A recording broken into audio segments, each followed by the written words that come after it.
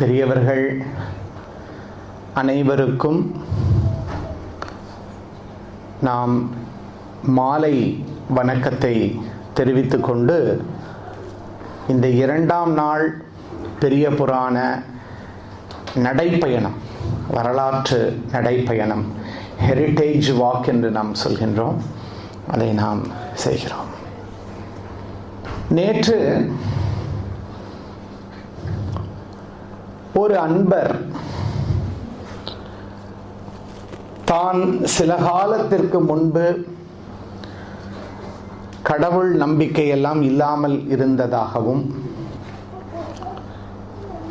தற்பொழுது அதன் மீது நம்பிக்கை கொண்டதாகவும் என்னிடம் பகிர்ந்து கொண்டார். என்ன காரணம் என்று கேட்டேன். அவர் சொன்னார், மாணவ பருவத்தில் கல்லூரியில் இருக்கும்போது நமது சமய கோட்பாடுகளில் பல்வேறு விதமான சந்தேகங்கள், இடர்பாடுகள் எல்லாம் இருந்தபோது அவற்றுக்கெல்லாம் விளக்கங்கள் கிடைக்கவில்லை. ஆனால் போக போக விளக்கங்கள் கிடைக்க ஆரம்பித்தவுடன் எனது கோட்பாடுகளை நான் மாற்றிக்கொண்டேன்.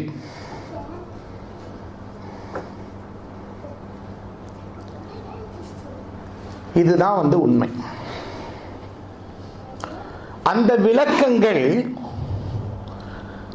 சமுதாயத்தின் தேவைக்கு ஏற்ப நம்மால் தரப்பட வேண்டும். ஒரு அம்மாவால், ஒரு அப்பாவால், ஒரு தாத்தா, பாட்டி, ஆசிரியர் தன்னால் என்ன விளக்கம் தர முடியுமோ அது தரப்பட வேண்டும். அப்படிப்பட்ட ஒரு அடிப்படையில் இன்று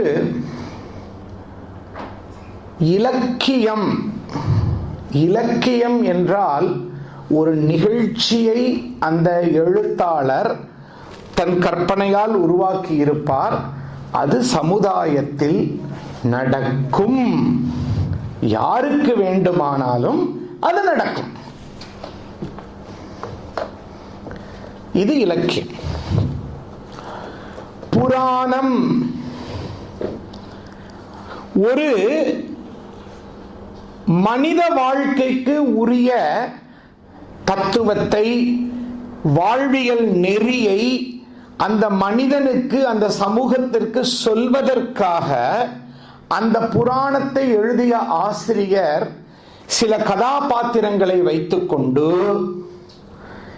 இயற்கை மீறல் என்று சொல்லக்கூடிய சில கற்பனை செயல்களையும் நிகழ்ச்சிகளையும் வைத்துக்கொண்டு தன்னுடைய அந்த படைப்பை எடுத்து செல்வார். புராணத்தில் நீங்க போய் யதார்த்தத்தை எதிர்பார்க்க கூடாது. புராணத்தில் யதார்த்தவியலை எதிர்பார்க்க கூடாது. சரி, இப்ப காவியம் அல்லது காப்பியம் அல்லது இதிகாசம், ஒரு நிகழ்ச்சி சமுதாயத்தில் நடந்து இருக்கிறது. ஒரு தனி மனிதனிடத்திலேயோ அல்லது அந்த தனி மனிதனை சார்ந்த ஒரு குடும்பத்திலேயோ ஒரு நிகழ்ச்சி நடந்திருக்கிறது. அந்த நிகழ்ச்சி சமுதாயத்திற்கு ஒரு உதாரணமாக சொல்லப்பட வேண்டும். அப்பொழுது சற்று அந்த நிகழ்ச்சியை எழுதுபவர் தன்னுடைய கற்பனைகளையும் அங்கே சேர்த்து சொல்லுவார். இதுதான் இதிகாசம். இலக்கியம் வேற, புராணம் வேற, இதிகாச, காவிய, காப்பியம், இது மூன்றும் வேற. அடுத்தது வரலாறு. வரலாற்றுல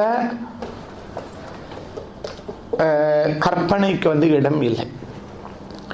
2016 மே மாதம் கோடை விடுமுறையில் டாக்டர் மாதேஸ்வரன் சிங்கப்பூர்ல முனீஸ்வரன் கோயிலில் பேசினார்னா அது இனி அடுத்த 100 வருஷத்துக்கு வரலாறு தான். அவர் வந்திருந்த போது பெரிய புராணத்தை பேசும்போது மக்கள் மகிழ்ந்தார்கள். அப்பொழுது சிங்கப்பூரில் மழை பொழிந்தது. அது இறைவனே அவரை ஆசீர்வாதம் செய்தது போல் இருந்தது. இதுதான் இதிகாசம். இதுதான் இதிகாசம். இதையெல்லாம் மேற்கத்திய கல்வி நம்மிடம் வந்ததற்கு பிறகு அதை தெளிவாக நமக்கு சொல்லிக் கொடுப்பதற்கு தடை செய்து விட்டதால் இன்னைக்கு நான் மேடை மேலே ஏறி நம்ம சமுதாயத்துக்கு அதை சொல்ல வேண்டிய கட்டாயத்துக்கு வந்திருக்கிறோம். 2016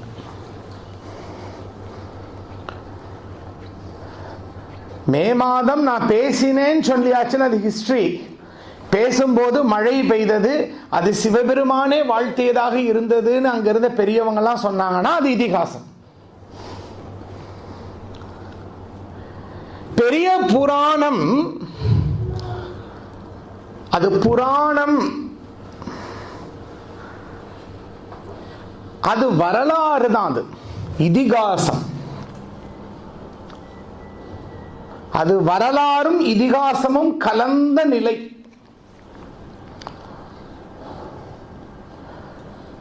அந்த நோக்கத்தில் நாம் பார்க்க வேண்டும். இல்லை என்றால் அது ஏதோ ஒரு சேக்கிழார் என்பவர் ஏதோ ஒரு கற்பனை செய்து எழுதியது போல இருக்கும். நாகப்பட்டினத்தில் வேளாங்கண்ணி தேவாலயத்துக்கு சென்றால் ஒரு தனி இந்த மாதிரி ஒரு ஹால் இருக்கு. கடந்த 100 ஆண்டுகளாக அடியார்கள் தங்கள் வாழ்க்கையில் நடந்த லீலைகளை அதில் எழுதி வைத்திருக்கிறார்கள், டேட் போட்டு. இதை அப்படியே நீங்க தேவாசிரிய மண்டபத்துக்கு டிரான்ஸ்ஃபர் பண்ணி பார்க்கணும். திருவாரூர் தேவாசிரிய மண்டபம் என்பது உயர்ந்த சைவ பெரியோர்கள், சைவ சான்றோர்கள் தேசம் முழுவதும் இருந்து இப்ப இன்னைக்கு எப்படி வாரணாசியில் கூடுகிறார்களோ அதை போல் திருவாரூரில் அமர்ந்து தேசம் முழுவதில் இருந்தும் அவர்கள் காலகட்டத்தில் பார்த்த சைவ சமயத்தோடு வாழ்ந்த அடியார்களை பற்றி பரிமாறிக்கொண்டதை சுந்தரமூர்த்தி நாயனார் அவர்கள் டாக்குமெண்டேஷன் செய்ததுதான் திருத்தொண்டத்தொகை. சும்மாலாம் நம்ம அப்படி பார்க்கணும். அப்படி பார்க்காததுனாலதான் இன்னைக்கு மேற்கத்திய கல்வி நம்மை ஏற்றுக்கொள்ள மாட்டேன் என்கின்றது. அதை உடைக்க வேண்டும். அவர் அங்க தில்லைவாழ் அந்தணர்தம் அடியாருக்கும் அடியேன் இருந்து வரிசையா பாடினதெல்லாம் எப்படின்னா, அந்த தேவாசிரிய மண்டபத்தில் நடந்த சத்சங்க கூட்டம், அதில் அடியார்களை பற்றி அவருக்கு முந்தின காலகட்டம், இடைப்பட்ட காலகட்டம், அவருடைய காலகட்டம், இதில் உத்தமமான அடியார்கள், இவர்களை பற்றி எல்லாம் இந்த சமுதாயத்திற்கு நாம் சொல்ல வேண்டும் என்று தியாகேச பெருமானுடைய அருளோட தில்லைவாழ் அந்தணர்தம் அடியாருக்கும் அடியேன் என்று அவர் ஆரம்பித்து வைத்த டாக்குமெண்டேஷன். இந்த டாக்குமெண்டேஷனை கள ஆய்வு செய்து விரிவாக்கம் செய்து கொடுத்தவர் நம்முடைய குன்றத்தூர் சேக்கிழார். நல்லா கேட்டுக்கோங்க. ஹீரோ வர்ஷிப் பண்றதுக்கு மிக பழைய நாகரிகங்கள், எகிப்திய நாகரிகம், சைன நாகரிகம், தமிழக நாகரிகம், இவங்கெல்லாம் சும்மாலாம் எங்கேயோ ஒரு இல்லாத கேரக்டரை எல்லாம் போயெல்லாம் யாரெல்லாம் நம்மலாம் மதிக்க மாட்டோம். நம்மலாம் வாழ்ந்து சமுதாயத்தில் கண்கூடாக சிலவற்றை செய்தவர்களை தான் இந்த சமுதாயம் ஏற்றுக்கொள்ளும். இல்லை என்றால் அவை திரைப்படங்கள். அதனால் இலக்கியம், வரலாறு, புராணம், இதிகாசம், காவியம், காப்பியம் இவற்றிற்கு அர்த்தம் சொல்லிக்கொண்டு நாம் உள்ளே நுழைய வேண்டும். அதிலே மதுரை பிரியன் மதுரைக்கு வரும்போது நேற்று கேள்விப்பட்டோம், பராசக்திக்கு முதன்மை கொடுக்கும் இடம். ஆனால் நான் 2 விஷயம் தான் மதுரையை பத்தி பேச போறேன். நேத்து மூர்த்தி நாயனாரை பத்தி பேச, ஏன் தேவி பாகவதமோ தேவி மகாத்மியமோ லலிதா சகஸ்ரநாமமோ அங்கே பாராயணத்தில் இல்லை? காலையும் மாலையும் ஏன் திருமுறைகள் தான் ஓதப்படுகின்றன?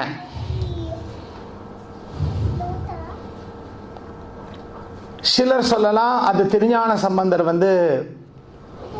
சைவத்தை நிலைநாட்டிய இடம்னு சொல்லலாம். அதுவும் சரி.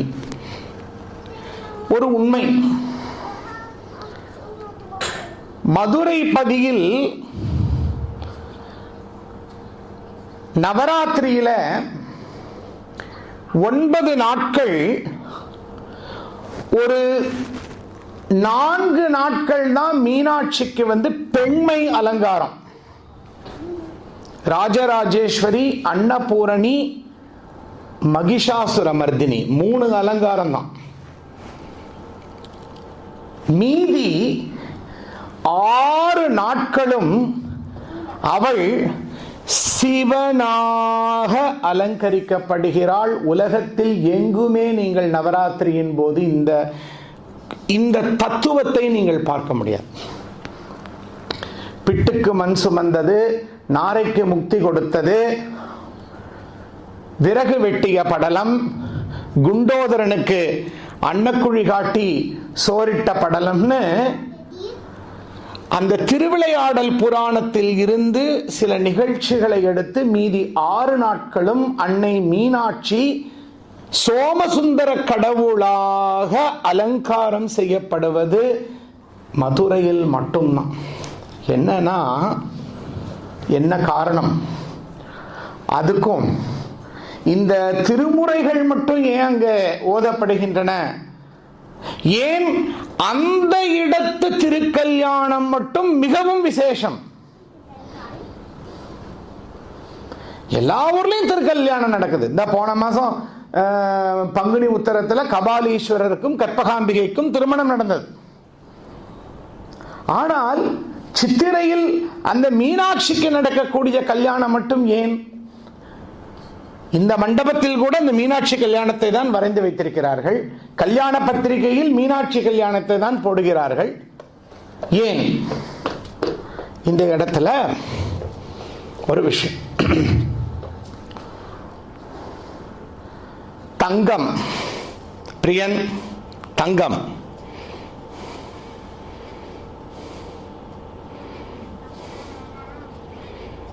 தங்கத்தை போடுங்க.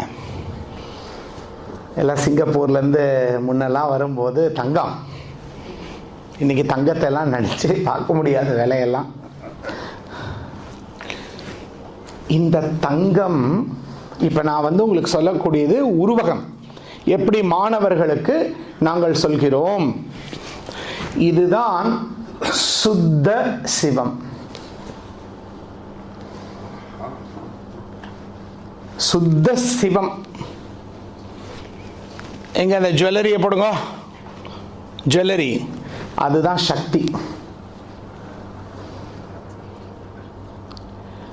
சிங்கப்பூர்ல இருந்து ஒரு பிஸ்கட் வாங்கி கொண்டு போய் ஐயா அவங்க பொண்ணுக்கு இந்தியாவில் கொடுத்துட்டு வரார். இந்தாமா பொங்கலுக்கு பத்திரமா வச்சுக்கோ அப்பாவோட கிஃப்ட்னு.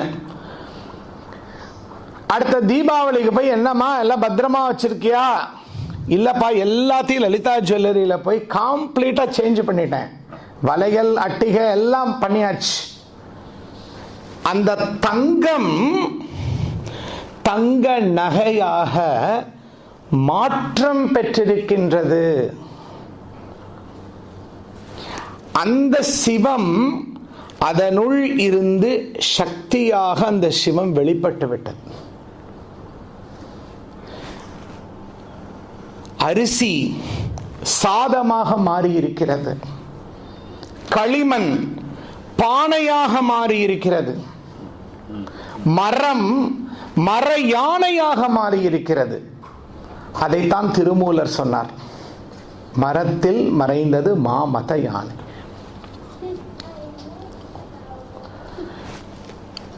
ஐஸ் கரெக்டாக போடுங்க, அதுலேயே இருக்குமே இவ்வளோன்னு. Ice ice.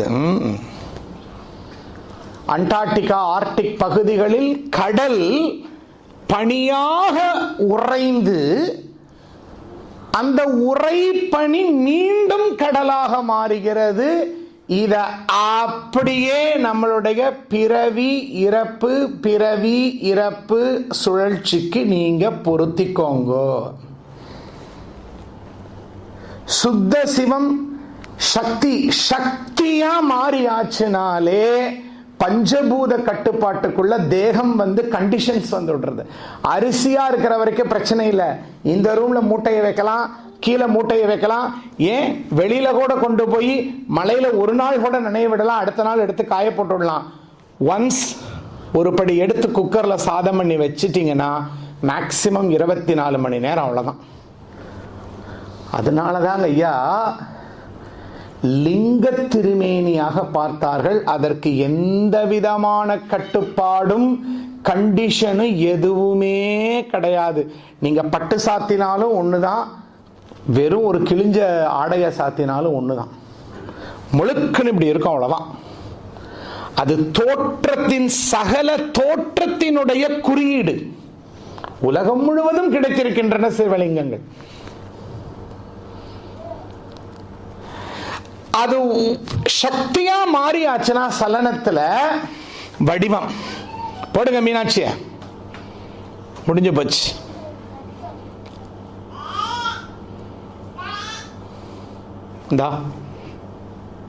உருவம் ஒவ்வொரு கோயிலிலும் ஒவ்வொரு உருவம், ஒவ்வொரு பெயர், ஒவ்வொரு விதமான கதை இருக்கிறது. நமக்குள்ள ஒரே சிவம் தான். ஆனா இப்படி வெளிப்பட்டு இருக்கிறது ஒன்னொன்னு ஒவ்வொன்று சக்தியாக இருக்கிறது, ஜீவனாக இருக்கிறது. இந்த இவருக்கு கொடுத்த தங்கத்தை அவருடைய மகள் மீண்டும் உருக்கி, ஒரு ஆபத்து வருகிறது, இல்லை ஏதோ ஒரு இயற்கை சீற்றம் வருகிறது, வேண்டாண்டா சாமி, எல்லா நகையும் பழையபடி உருக்கி மறுபடியும் அவங்க பிஸ்கட் பண்ணி பத்திரமா கொண்டு போய் லாக்கர்ல வைக்கிறாங்க. அதுதான் மீண்டும் நாம் நம்முடன் கலந்து விடுகிறோம்.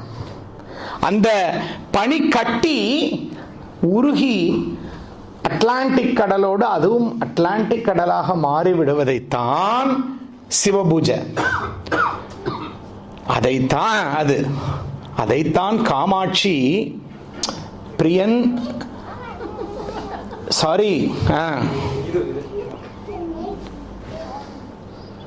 அன்னை சிவனை தழுவிக்கொண்டு இருப்பது சிவசக்தி ஐக்கிய ஸ்வரூபிணி. அந்த ஜீவன் மறுபடியும் அந்த சிவத்தோடு கலந்து இனிமேல் அது நான் இல்லைங்கிற தன்மைக்கு வந்துருது. அதற்கு வழிகாட்டும் அந்த அந்த அந்த ஐஸ் மறுபடியும் தண்ணி ஆகிறதுக்கு, அந்த நகைகள் மறுபடியும் தங்க கட்டி ஆகிறதுக்கு காட்டக்கூடிய அந்த டெக்னிக், அதுதான் பெரிய புராணம். ஒருத்தன் சிங்கப்பூர் வந்தானா, அவங்க அம்மா சொன்னாங்களாம், டே ஒரே பையன்டா, எப்படா திரும்பி வருவேன்? அம்மா நான் போயிட்டு 6 மாசத்துல சம்பாரிச்சுட்டு வந்துடுவேன் அப்படின்னா. இங்க வந்தான், சம்பாரிச்சான், பொங்கலுக்கு கிளம்பலான்னு பார்த்தான், ப்ரமோஷன் வேற வந்தது, ஒரு இங்கே ஒரு வீடு வாங்கிடலாமே அப்படின்னு வீட்டை வாங்கிவிட்டான். அவங்க அம்மா கேட்டாங்க, இல்லைம்மா இந்த வருஷம் வர முடியாது, நான் அடுத்த வருஷம் வரேன் அப்படின்னா. அடுத்த வருஷம் பார்த்தா ஒரு காரை வாங்கிட்டான். அப்புறம் அவங்க அம்மா சொன்னாங்க, சரிடா இந்த வருஷம் வாடா அப்படிங்கிறாங்க. இல்லைம்மா நான் இங்கேயே கல்யாணம் பண்ணி இங்கேயே செட்டில் ஆகிட்டேன், குழந்தையெல்லாம் பிறந்துருச்சு, நான் இங்கேயே இருக்கேன் அப்படிங்கிறான். ஆனால் ஒரு கட்டத்தில் அவனுடைய மனம் எப்பொழுது தன் தாய் வீட்டுக்கு திரும்புவோம் என்று ஏங்க ஆரம்பித்து விடும். அதுதான் அந்த சகலமும் ஆன மூலப்பொருளாகிய அந்த சிவத்திடமிருந்து நாம் எல்லாம் பிரிந்து இப்பொழுது சிங்கப்பூர் ஆகிய உலகத்துக்கு வந்திருக்கிறோம். நாம் எல்லாம் திரும்பி அவர் கூப்பிட்டுருக்கார், பாப்பா இந்த ஜென்மத்தில் வரைய, இந்த ஜென்மத்தில் சிங்கப்பூர் வாழ்க்கை வேணாம்னா, நான் இந்த ஜென்மத்தை சென்னையில் வாழணுங்க ஐயா, அடுத்த ஜென்மத்தில் அடுத்த ஜென்மத்தில் பிரான்ஸ் வாழ்க்கை. இப்படியே நாம் சுழன்று கொண்டிருக்கின்றோம். இப்படியே நாம் சுழன்று கொண்டிருக்கின்றோம். இதிலே சைவ சித்தாந்தத்துக்கு பின்னாலே ஒரு ரகசியம் ஒன்று சொல்கிறார்கள். எனக்கு மோட்சமாகிய அந்த வீடு பேரு திருக்கயிலாய பேரு மட்டும்தான் குறிக்கோள், வேற எதுவுமே எனக்கு குறிக்கோள் கிடையாது என்பவர்கள் வெறும் அந்த தூய்மையான சிவத்தை வணங்குக வேண்டும். எனக்கு அடுத்த வருஷம் லேட்டஸ்ட் போன் கைக்கு வந்துடணும், இன்னும் ஒரு அடுத்த ப்ரமோஷன்ல இன்னொரு 10 வருஷத்துக்கு நான் இங்க பர்மனண்டா இருக்கணும், இங்க இருந்து கிளாஸ் அட்டன் பண்ணிட்டு வெளியில போக போக இருந்து புது கார் சிங்கப்பூருக்குள்ள வந்திருக்கு நமக்கு தெரியாம, அப்ப இந்த வருஷம் வாங்கிட வேண்டியதான் இந்த காரை. இப்படி பொருள் ரீதியான ஆசைகளை வைத்துக்கொண்டு மனிதர்கள் வாழும் போது நீங்கள் சக்தியை பிடித்துதான் நீங்கள் ஆக வேண்டும். அப்ப நீங்க ஒண்ணு கேட்கலாம், அப்ப அந்த சிவத்துக்கிட்ட போனா இதெல்லாம் கிடைக்காதா? அங்கதான் நேத்து ஒரு அம்மையார் சொன்னாங்க, பரிபூரண சரணாகதி பண்ணினவனுக்கு மட்டும் சிவத்திடத்துல இருந்து கிடைக்கும். உன்னை தவிர வேற எதுவுமே வேண்டாம். கல்லில கட்டி கடல்ல தூக்கி போட்டாலும் நத்துணையாவது நமச்சிவாயவேன்னு அந்த உட்கார்ந்து இருந்த அந்த நிலைக்கு நீங்க இருந்தீங்கன்னா நேரடியா உங்களுக்கு கைலாசத்துல இருந்து பதில் வந்துரும், திருவாரூர்ல இருந்து பதில் வந்துரும். ஏன் 2 பேர் உட்கார்ந்துருக்காங்க போடுங்க, சோமாஸ்கந்தமூர்த்தி மீனாட்சி சுந்தரேஸ்வரர் போடுங்க. ஏன் 2 பேருமா உட்கார்ந்துருக்காங்க? கல்யாண கோலத்தை போடுங்க, இப்பதான் நடந்து முடிஞ்சிருக்கு. முக்தியை மட்டும் வேணுங்கிறவனுக்கு நான் போறேன், இகபர சுகத்தோட அப்படியே பொருள்ல அப்படியே உழன்று எல்லாம் அனுபவிக்கணுங்கிறவங்களுக்கு நீ போ.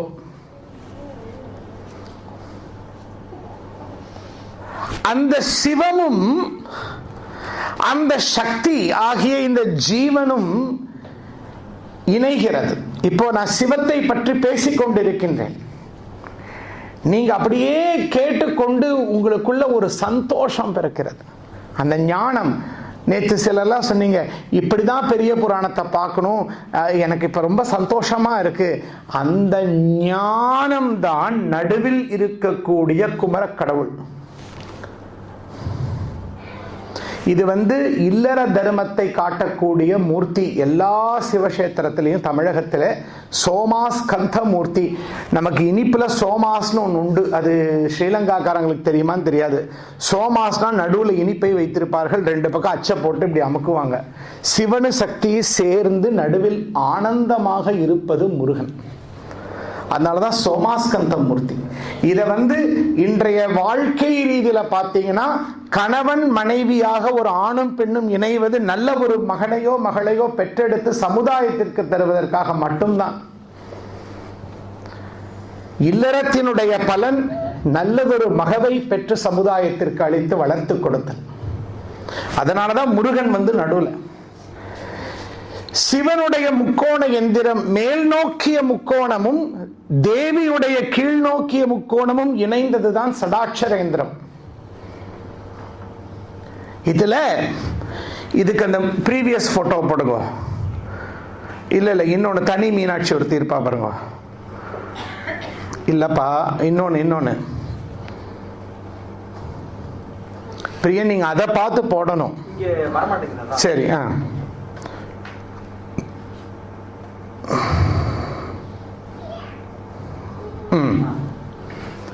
நீங்க எனக்கு ரெண்டா கிடைக்கல. அப்படி சோமாஸ்கந்தர் இருப்பாங்க, இப்படி சைடுல தனியா இருப்பாங்க. இவங்களுக்கு பேரு வந்துதான் மீனாட்சி. இப்ப விசாலாட்சினா இந்த மாதிரி தனித்த அம்பிகைக்கு விசாலாட்சின்னு பேரு. கூட அவர் கூட இருக்கிறதுக்கு பிரியா விடைன்னு பேரு. பிரியாத விடை, சிவசக்தியாக இருக்கக்கூடிய நிலை ஜீவன். சுந்தரருடைய வாழ்க்கையில வருது இல்லையா ஒரு சலனம். அந்த சலனம் ஒரு தேகத்தை எடுக்க வைத்து கீழே தள்ளிடுறோம். இந்த அம்மா அங்க போய் உட்காரணும் அவரோட. இது மனிதனுடைய குறியீடு. உடல் எடுத்து உழல்கின்ற மனிதனுடைய அடையாளம். சோமாஸ்கந்த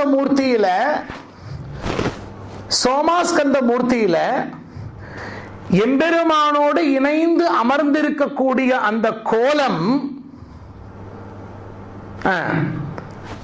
அவள் அந்த சிவத்தோடு இணைந்து விட்டால் ஆனந்தம். அந்த ஆனந்தம் தான் மோட்சம், முக்தி. இதை சிற்பசாஸ்திர குறியீடாக காட்டியதுதான் நம்முடைய தமிழகத்து சோமாஸ்கந்த மூர்த்தி. அதுல மதுரையில நடக்கிற சித்திரை திருக்கல்யாணம் அப்படிங்கிறது என்னன்னா, இந்த பிறப்பு இறப்பு சுழற்சியில இருந்து இந்த சக்தி விடுபட்டு அந்த சிவத்தோட கலத்து. வெள்ளம் காமாட்சி லிங்கத்தை ஆலிங்கனம் பண்றது. வெள்ளம் மண் லிங்கத்தை அடித்து செல்லும் போது என்ன அழகா அந்த சிற்பி வடித்திருக்கான் பாருங்க. காஞ்சிபுரத்தில் இருக்க ஏகாம்பரேஸ்வர் கோயில் மீனெல்லாம் வருது. அவள் எப்படி பிடித்திருக்கிறாள். அந்த லிங்கம் கரையக்கூடாது. எத்தனை விதமான சோதனைகள் என் வாழ்க்கையில் வந்தாலும், பட்டினி வந்தாலும், பஞ்சம் வந்தாலும் இல்லை. கண்ணதாசன் ஒரு இடத்துல சொல்லுவார், கோடிகள் குவிந்தாலும் கோமகனை மறவேன்பர். அடுத்த வரி போடுவாரு, அங்கதான் ஆப்பு மனிதனுக்கு, நாடி என் வினை தீர நான் வருவேன். கோடி வந்துடும், உன்னை போய் கும்பிட்டால் நீ கோடி கொடுத்து விடுவாய், கோடான கோடி கொடுத்து விடுவாய், பின்னால வினை அனுப்பி வைப்பாய். கோடிகள் குவிந்தாலும் கோமகனை மறவேன், நாடி என் வினை தீர நான் வருவேன் கண்ணதாசன். எத்தனை விதமான பிரச்சனைகள் வந்தாலும் எனது ஆன்மீகத்தில் அந்த சிவனை அடையக்கூடிய வழியை நான் விடமாட்டேன்னு காட்டக்கூடிய குறியீட்டு சின்னம் தான் இது. அதனால்தான் தேவார திருப்பதிகங்கள்ல உமை அம்மையை பாடியிருந்தாலும் அதிகமாக காஞ்சிபுரத்து காமகோட்டத்து காமக்கண்ணியாரைத்தான் அதிகமாக சுட்டி பாடியிருப்பார்கள். காரணம், அந்த இடத்தில் அன்னை இந்த ஆன்மீக வழியை எவனும் விட்டுவிடக் கூடாது, அதை விட்டுவிட்டால் சிவகதி இல்லை என்பதை அவள் உணர்த்தி காட்டுகின்றாள். அதனால்தான் நவராத்திரியினுடைய கடைசி நாள் கச்சி ஏகாம்பரேஸ்வரரை காமாட்சியாக அவள் பூஜிக்கக்கூடிய அலங்காரத்தில் நவராத்திரியில கொண்டு வராங்க. இதெல்லாம் புரிந்து கொண்டு நீங்கள் நவராத்திரியை பாருங்க.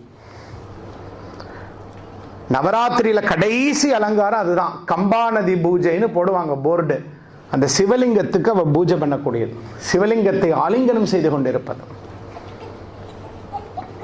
அதனால்தான் காஞ்சிபுரம் இல்லற ஸ்தலம், மதுரை திருக்கல்யாண ஸ்தலம், காஞ்சிபுரம் இல்லற ஸ்தலம்.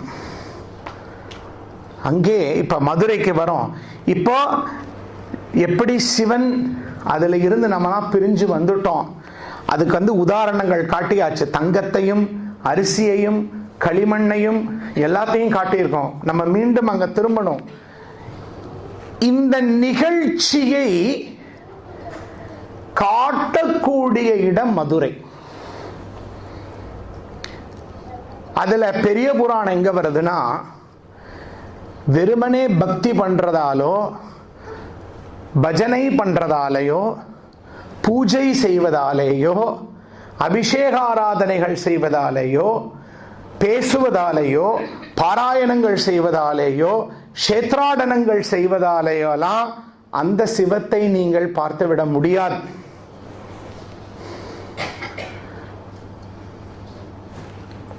மனித குலத்துக்கு சேவை செய்ய வேண்டும், இயற்கைக்கு சேவை செய்ய வேண்டும், அனைத்து ஜீவன்களையும் சிவமாக கண்டு அந்த தூய சுயநலம் அற்ற அன்போடு சுத்த சிவமாக சதாசிவமாக அன்பே சிவமாக நாம் இந்த உலகத்தில் வாழும்போதுதான்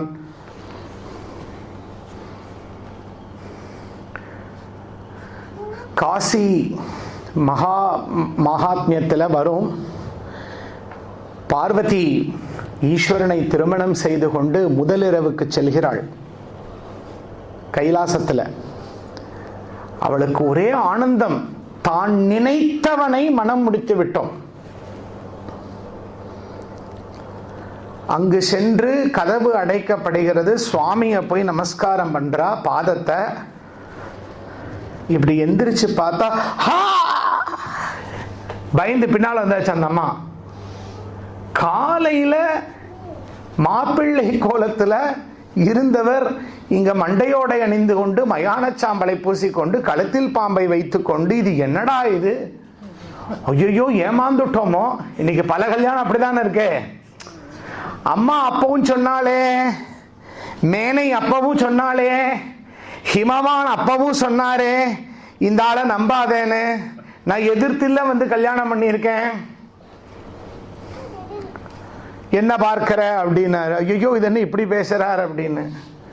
சரி எப்படியோ இல்லை, எனக்கு மிக மகிழ்ச்சியாக இருக்கிறது. நான் சுவாமி சொன்னார், எனக்கும் மிக மகிழ்ச்சியாக இருக்கிறது.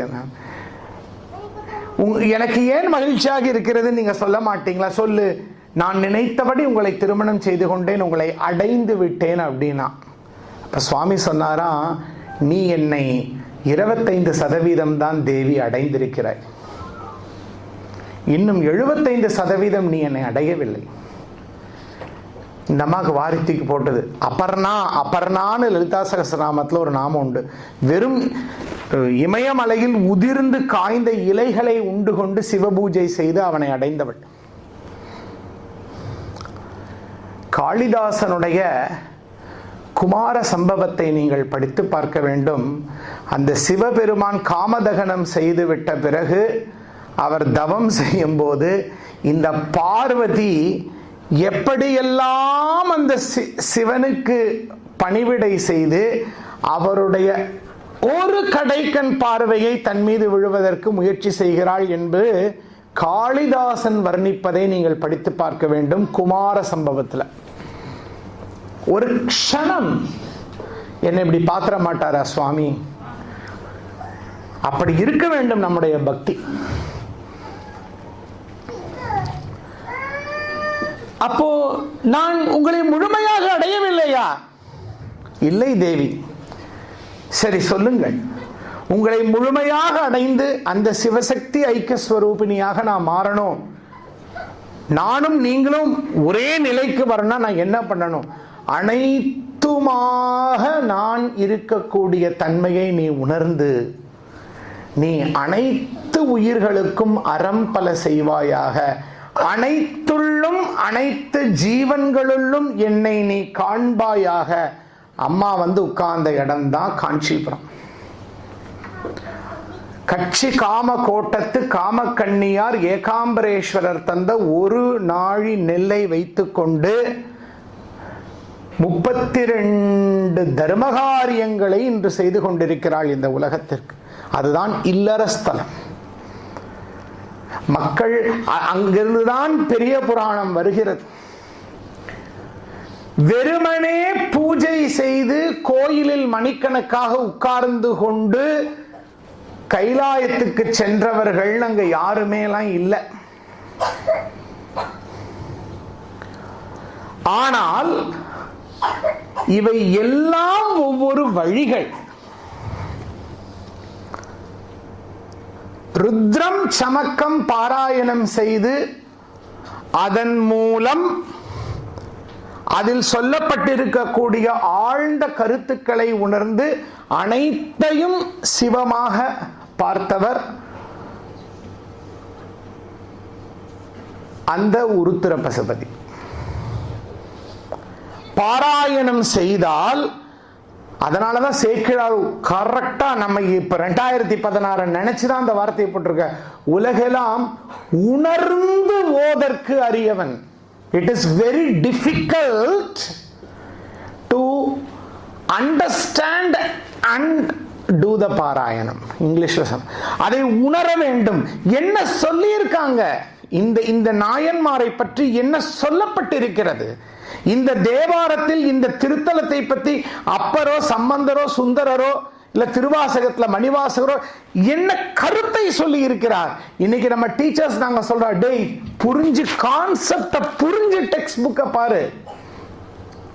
பாராயணம் செய்தால் சிவகதி உண்டு.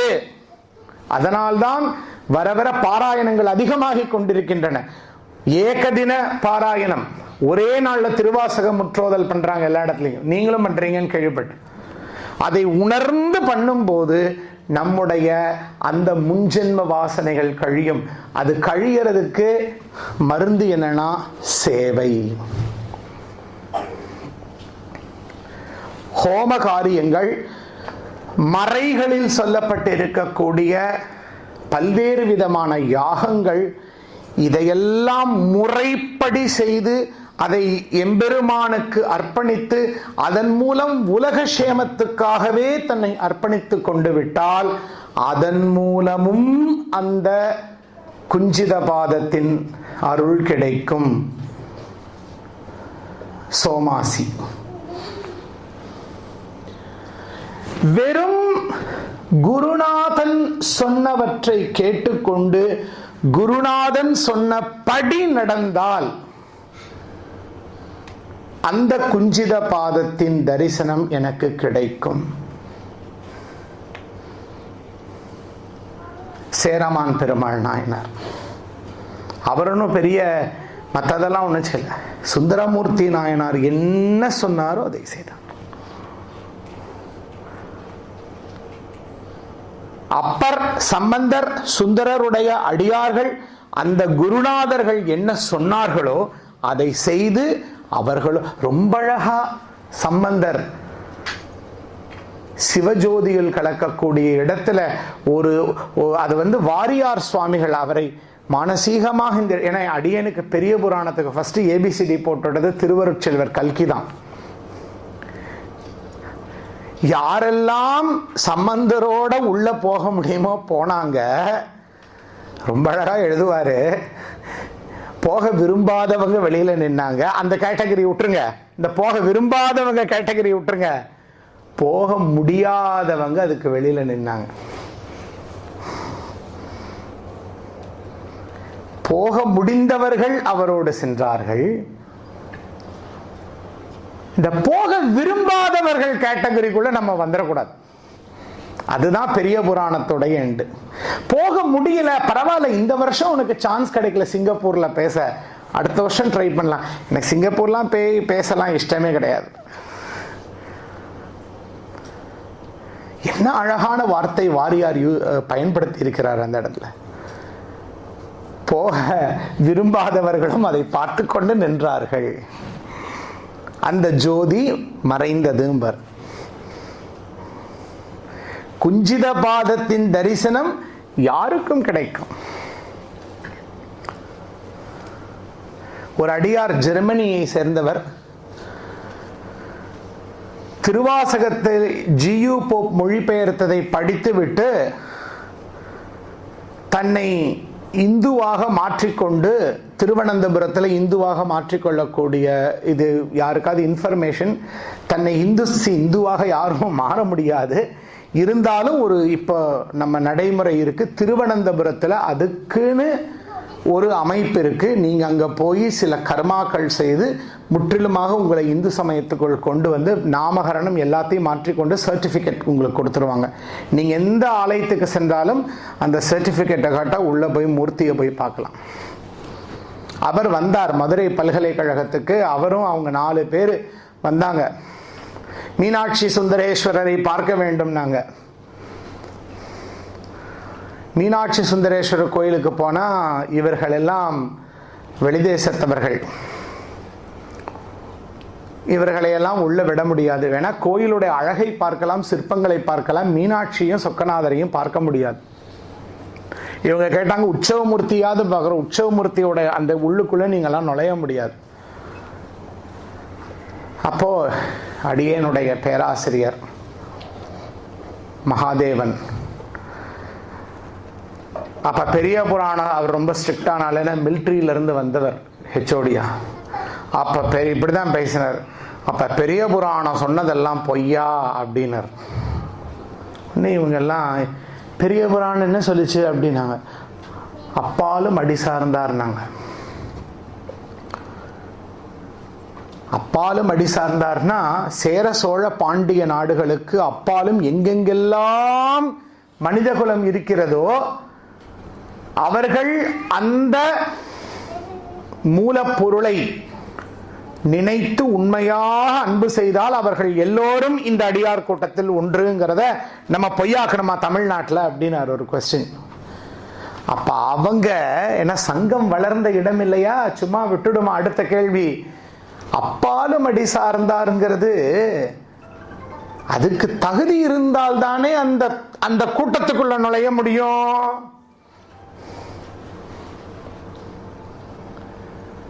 மடக்கிடுச்சு மதுரை. உன்னை இவர் சொன்னார், உங்களுக்கு என்ன தகுதி இருக்கிறதுனாரு இந்த 4 பேர்த்தையும். ஒருத்தன் சொன்னா நான் ரிக்வேதினா, நிறைய பேர்த்துக்கு அவன் என்ன சொன்னானே புரியல எங்களோட வந்தவங்களுக்கு. மீதி 3 பேர் சொன்னாங்க நாங்க சதுர்வேதிகள்னா, 4 வேதங்களையும் முறைப்படி கற்றவர்கள். ஜெர்மனியில சம்ஸ்கிருத கல்லூரியில. ஓதடா ருத்ரம் சமக்கம்னா பெரிய பட்டர், தங்கப்பட்டர். ஓதடா ருத்ரம் சமக்கம்னா பட்ட பட்ட பட்ட பட்ட பட்ட பட்ட பட்டான்னு அடிச்சாங்க. வா உள்ள மீனாட்சியை பார்க்க.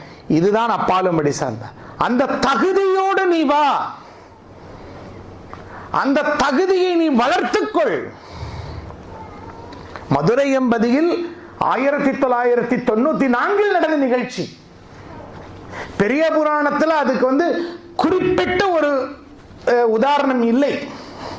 இன்று எத்தனையோ பேர், ஒரு அம்மா வந்தாங்க எங்க பள்ளிக்கூடத்தை பார்க்க, மரி என்ற ஒரு அம்மா தன் பெயரை விஜயலட்சுமி என்று மாற்றிக்கொண்டு முறைப்படி எல்லாம் மகாமேருவை வைத்து பூஜை செய்பவர். தினம் வீட்டில் எனக்கு மீனாட்சி சுந்தரேஸ்வரை பார்த்தே ஆகணும், உனக்கு என்ன தகுதி இருக்குன்னாங்க. அந்த அம்மா உட்காந்து லலிதா சகஸ்ரநாமம் சொல்ல ஆரம்பிச்சிருச்சு. சத்தியாகிரகம் பண்ணிச்சு. நீ விட்டா தான் நான் நிறுத்துவேன், இல்லாட்டி நிறுத்த மாட்டேன்ருச்சு. கொண்டு போய் அப்புறம் காமிச்சாங்க. தகுதியை வளர்த்து கொள்ள வேண்டும். இவனை அங்க விட மாட்டேங்கிறான், அவனை இங்க விட மாட்டேங்கிறான். நாம் தகுதியோடு செல்ல வேண்டும். இப்ப வரோம், அந்த அங்கையர்கண்ணி அந்த விரும்பிய மணவாளனை மணந்து கொண்டு தன்னுடைய இல்லறத்தில் இருந்து கொண்டு தன்னுடைய ஊரில் தன்னுடைய நாட்டில் துன்பத்தில் உழன்ற மனிதனுக்கும் பறவைக்கும் மிருகத்துக்கும் கல்லுக்கும் மரத்துக்கும் மலைக்கும் ஆறுக்கும் தன் கணவன் மூலம் உதவி செய்தாள். அதுதான் 63 திருவிளையாடல். மனிதனுக்கும் மரத்துக்கும் நதிக்கும் மிருகத்துக்கும் பறவைக்கும் கல்லுக்கும் மலைக்கும் அவள் சேவை செய்தாள் தன் கணவன் மூலம். அதுதான் பரஞ்சோதியார் உங்களுக்கு கொடுத்திருக்கக்கூடிய திருவிளையாடல் புராணம். அப்படி அவள் தன் கணவன் கைலாயத்தில் சொன்னது போல அந்த சமூக சேவையை அன்பே சிவமாக செய்து கொண்டிருக்கக்கூடிய இடம் அந்த மாமதுரை. அங்கே அவளுக்கு நான் பெண், நான் சக்தி என்ற பாவனை எல்லாம் இல்லை.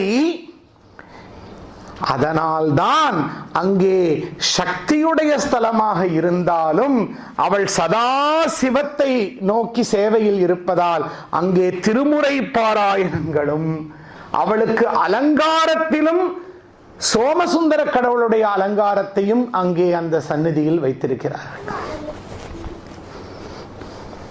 சும்மாலாம் ஒன்றும் வைக்கல, சேவை. அவள் சேவை செய்து காட்டினாள். அவள் பிள்ளைகள் 63 பேர் பின்னால வந்து காட்டியதை தான் பெரிய புராணம் எடுத்து சொல்லுகின்றது. ஒவ்வொருவரும் ஒவ்வொரு சேவை. யாகம் வளர்த்து யாகத்தின் மூலம் லோகக்ஷேமத்துக்காக வேண்டிக் கொண்டவர் குஞ்சித பாதத்தை அடைகிறார். ருத்ரச்சமக்கம் சொல்லி உருகி உருகி உருகி உலகனே நன்மைக்காக தன்னை பிரார்த்தனையை செலுத்தி உருகியவர் அங்கே குஞ்சித பாதத்தை தரிசனம் செய்கிறார்.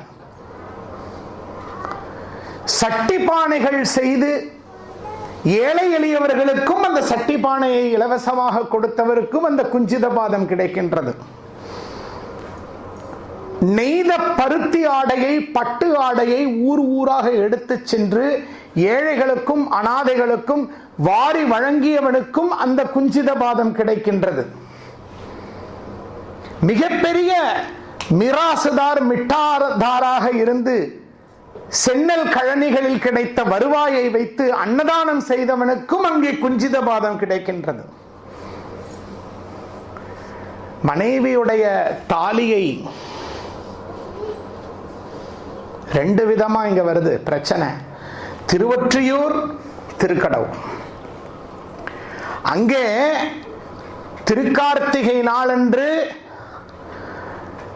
மாலை வேளையில் ஆதிபுரீஸ்வரருக்கும் வடிவுடை நாயகிக்கும் அந்த சுந்தரமூர்த்தி நாயனாருக்கு 2வது திருமணம் செய்து வைத்த தியாக பெருமானுக்கும் அந்த கார்த்திகை தீபத்தை ஏற்ற முடியாமல் போகிறதே என்று கணவன் தவித்த போது அந்த கலையனாருடைய மனைவி தன் திருமாங்கல்யத்தை கொடுத்தாள்.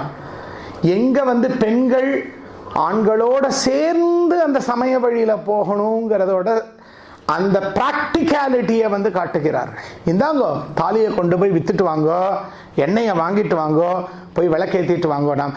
நம்ம செய்கிற இந்த காரியம் வந்து கெட வேண்டாம். இங்க இந்த அம்மானால குழந்தைகள், ஏன்னா அங்க இன்னும் பாசம் அறுபடலை, குழந்தைகள் பட்டினியில கிடக்கிறாளே, இந்தாங்க இந்த திருமாங்கல்யம் மட்டும்தான் இருக்கு, போய் நெல் வாங்கிட்டு வாங்கோ. அவர் போன இடம் நாகப்பட்டினம். நாகப்பட்டினத்துக்கு போய் நெல், அங்கதான் நெல்லுக்கடை. சோழர்கள் நெல் கொள்முதல் செய்யும் இடம் நாகப்பட்டினம். அதனாலதான் இன்னைக்கும் அங்கே நெல் கொள்முதல் செய்த பழங்காலத்து இடத்துக்கு நெல்லுக்கடைன்னு பேரு. போற வழியிலே அரபு நாட்டில் இருந்து வந்த குங்குலியத்தை விற்றவனை பார்த்து கொண்டு வந்தார். இதெல்லாம் தான் ஆராய்ச்சியில பார்க்கணும். சிலர் என்ன சொல்லுவாங்க, அவர் நாகப்பட்டினத்துக்கு முன்னால தரங்கம்பாடியிலேயே, ஏன்னா தரங்கம்பாடிங்கிறது அடுத்த 3வது கிலோமீட்டர்லயே வந்துடுது, தரங்கம்பாடி துறைமுகத்திலேயே குங்குலியத்தை வாங்கிட்டார். இந்த 2 மனைவிகளுக்கும் இருக்கு. ஆனா எந்த மனைவியும் நம்ம குறை சொல்லக்கூடாது. அந்த குங்கிலிய தூபத்தை அவர் போட்ட போது அது கரைந்து சாம்பலாகி வாசத்தை கிளப்பி எம்பெருமானை திக்குமுக்காட செய்கின்றது. காலசம்ஹார மூர்த்தி அபிராமியோட சேர்ந்து அவர் எப்படி போடுறாராம், அந்த கங்கு தான் ஞானம், நெருப்பு என்ற ஞானம். அதில் தன்னுடைய பிறவி என்ற சாம்பிராணிய மேல தூவின உடனே பூர்வ ஜென்மத்து வாசனைகள்ங்கிற புகை வெளியில வந்து எம்பெருமானிடத்தில் அவை சென்று இவர் சொல்றாராம், இந்த சாம்பிராணி கரைவது போல் என்னுடைய ஜென்மாந்திர வாசகனையில கரைத்து எனக்கு அந்த காலனை எட்டி உதைத்த காலால் என் தலையில் நீ குஞ்சித பாதத்தை வைப்பாயாக.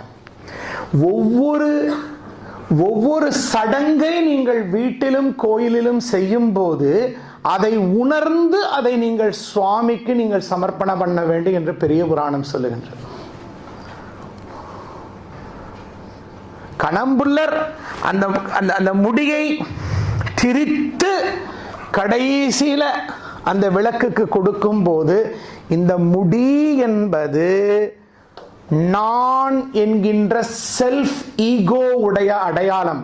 அதனாலதான் நம்முடைய சம்பிரதாயத்தில் முடிய மழிக்கிறோம். நம்ம கோயில்களுக்கு சென்று இது இதை மழிக்கிறதுக்கு, நீங்க மொட்டை அடிக்கிறதுக்கு போய் உட்கார்ந்து பாருங்க. இந்த வயசுல நம்ம ஈகோ, ஐயோ இது வர வரைக்கும் நான் தொப்பி போடணுமே, ஆபீஸ்ல என்ன பாப்பானே. இது ஈகோவுடைய ஒரு குறியீடு. அவர் அந்த முடியை திரித்து அந்த விளக்குல வைத்தார்னா முற்றிலும் தன்னுடைய ஆணவ மலத்தை எரித்து விட்டார்னு அர்த்தம். பெரிய பாலச்சந்தருக்கு முன்னோடி நம்ம சேக்கிழார் பெருமான். பாலச்சந்தருடைய திரைப்படங்கள் எல்லாம் குறியீடுகளாக தான் இருக்கும். இங்க கல்யாணம் நடக்குது. பார்த்து பார்த்து பிறந்த ஒரு பொண்ணுக்கு மாப்பிள்ளை தேடி தேடி தேடி தேடி அழுத்து கடைசியில மாப்பிள்ளை கிடைத்து கோலாகலமா கல்யாணம். தாலி கட்டுறதுக்கு இன்னும் ஒரு 10 நிமிஷம் இருக்கு. வெளியில ஒரே பரபரப்பு. பார்த்தா பெரிய வடநாட்டு மாவிரதையார் வரார். ஓ, நீங்களாம் நார்த்தில் போய் பார்க்கணும் அவங்க பண்ற அட்டகாசங்களை எல்லாம். நீங்க கையில கபாலமும் திரிசூலமும் வைத்துக்கொண்டு, அதுவும் இரவு நேரத்தில் மயானங்களில், காசி மயானத்தில் அந்த பிணங்கள் எரியும் போது அவர்கள் சிவமாகவே அங்கு அமர்ந்திருப்பார்கள். அவர்கள் நீங்க அந்த தேவாரத்துல பார்க்கிற சுடுகாட்டில் ஆடினாய்னா இன்னைக்கு அவங்க சுடுகாட்டுல ஆடுவாங்க சிவலிங்கத்தை வச்சுக்கிட்டு. காசியில செத்த பிணத்தின் முன்னால யமனுக்கு மோட்சம் கொடுக்கலாம்னு அவனுக்கு தெரியுங்கிறாங்க. வந்தார் இவர் போய் மனைவியோட, அங்க பார் கல்யாண நேரத்துல, அதுவும் வடநாட்டு தேசத்தில இருந்து மாவிரதையார் வந்திருக்கார். ஐயோ போய் நமஸ்காரம் பண்ணிக்கலாம், வா வா ஏமா வா வா வா, வாழ்க்கை நல்லபடியா இருக்கட்டும், எல்லாம் போய் நமஸ்காரம் பண்ணார். அப்படியே பொண்ணோட ஜடையை இப்படி எடுத்து பார்த்தார். இது எனக்கு பூணூல் தரித்துக் கொள்ள உதவுமே. இன்னைக்கு ஆவணி அவிட்டம், இன்னைக்கு பூணூல் மாத்திர நாள். நாமெல்லாம் பெண்களுடைய நீண்ட கூந்தலில் தான் பூணூல் அணிவது வழக்கம்னார்.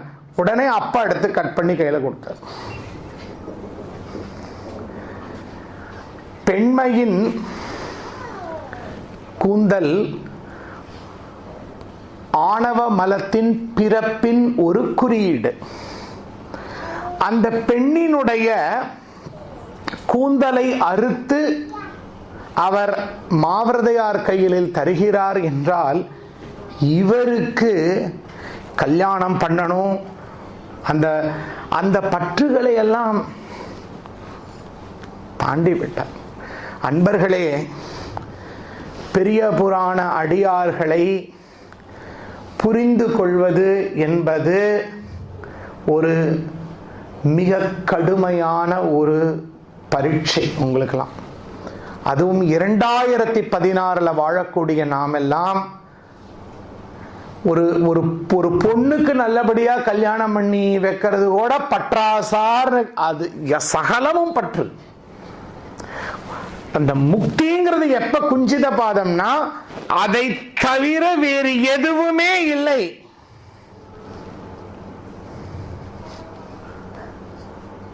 அந்த இடத்துல அவர் தன் பற்றை அறுத்துட்டார்.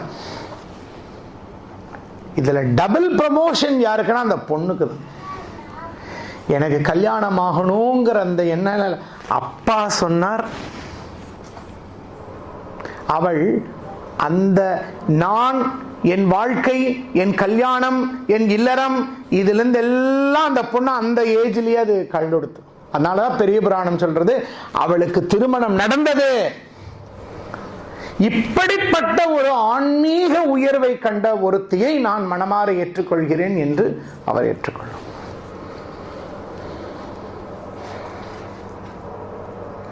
இப்படி ஒவ்வொரு செயல், 63 செயல், தொகையடியார்கள் தவிர 63 செயல்களை நீங்க பார்க்கும்போது நாம் அங்கே எங்கே இருக்கிறோம்?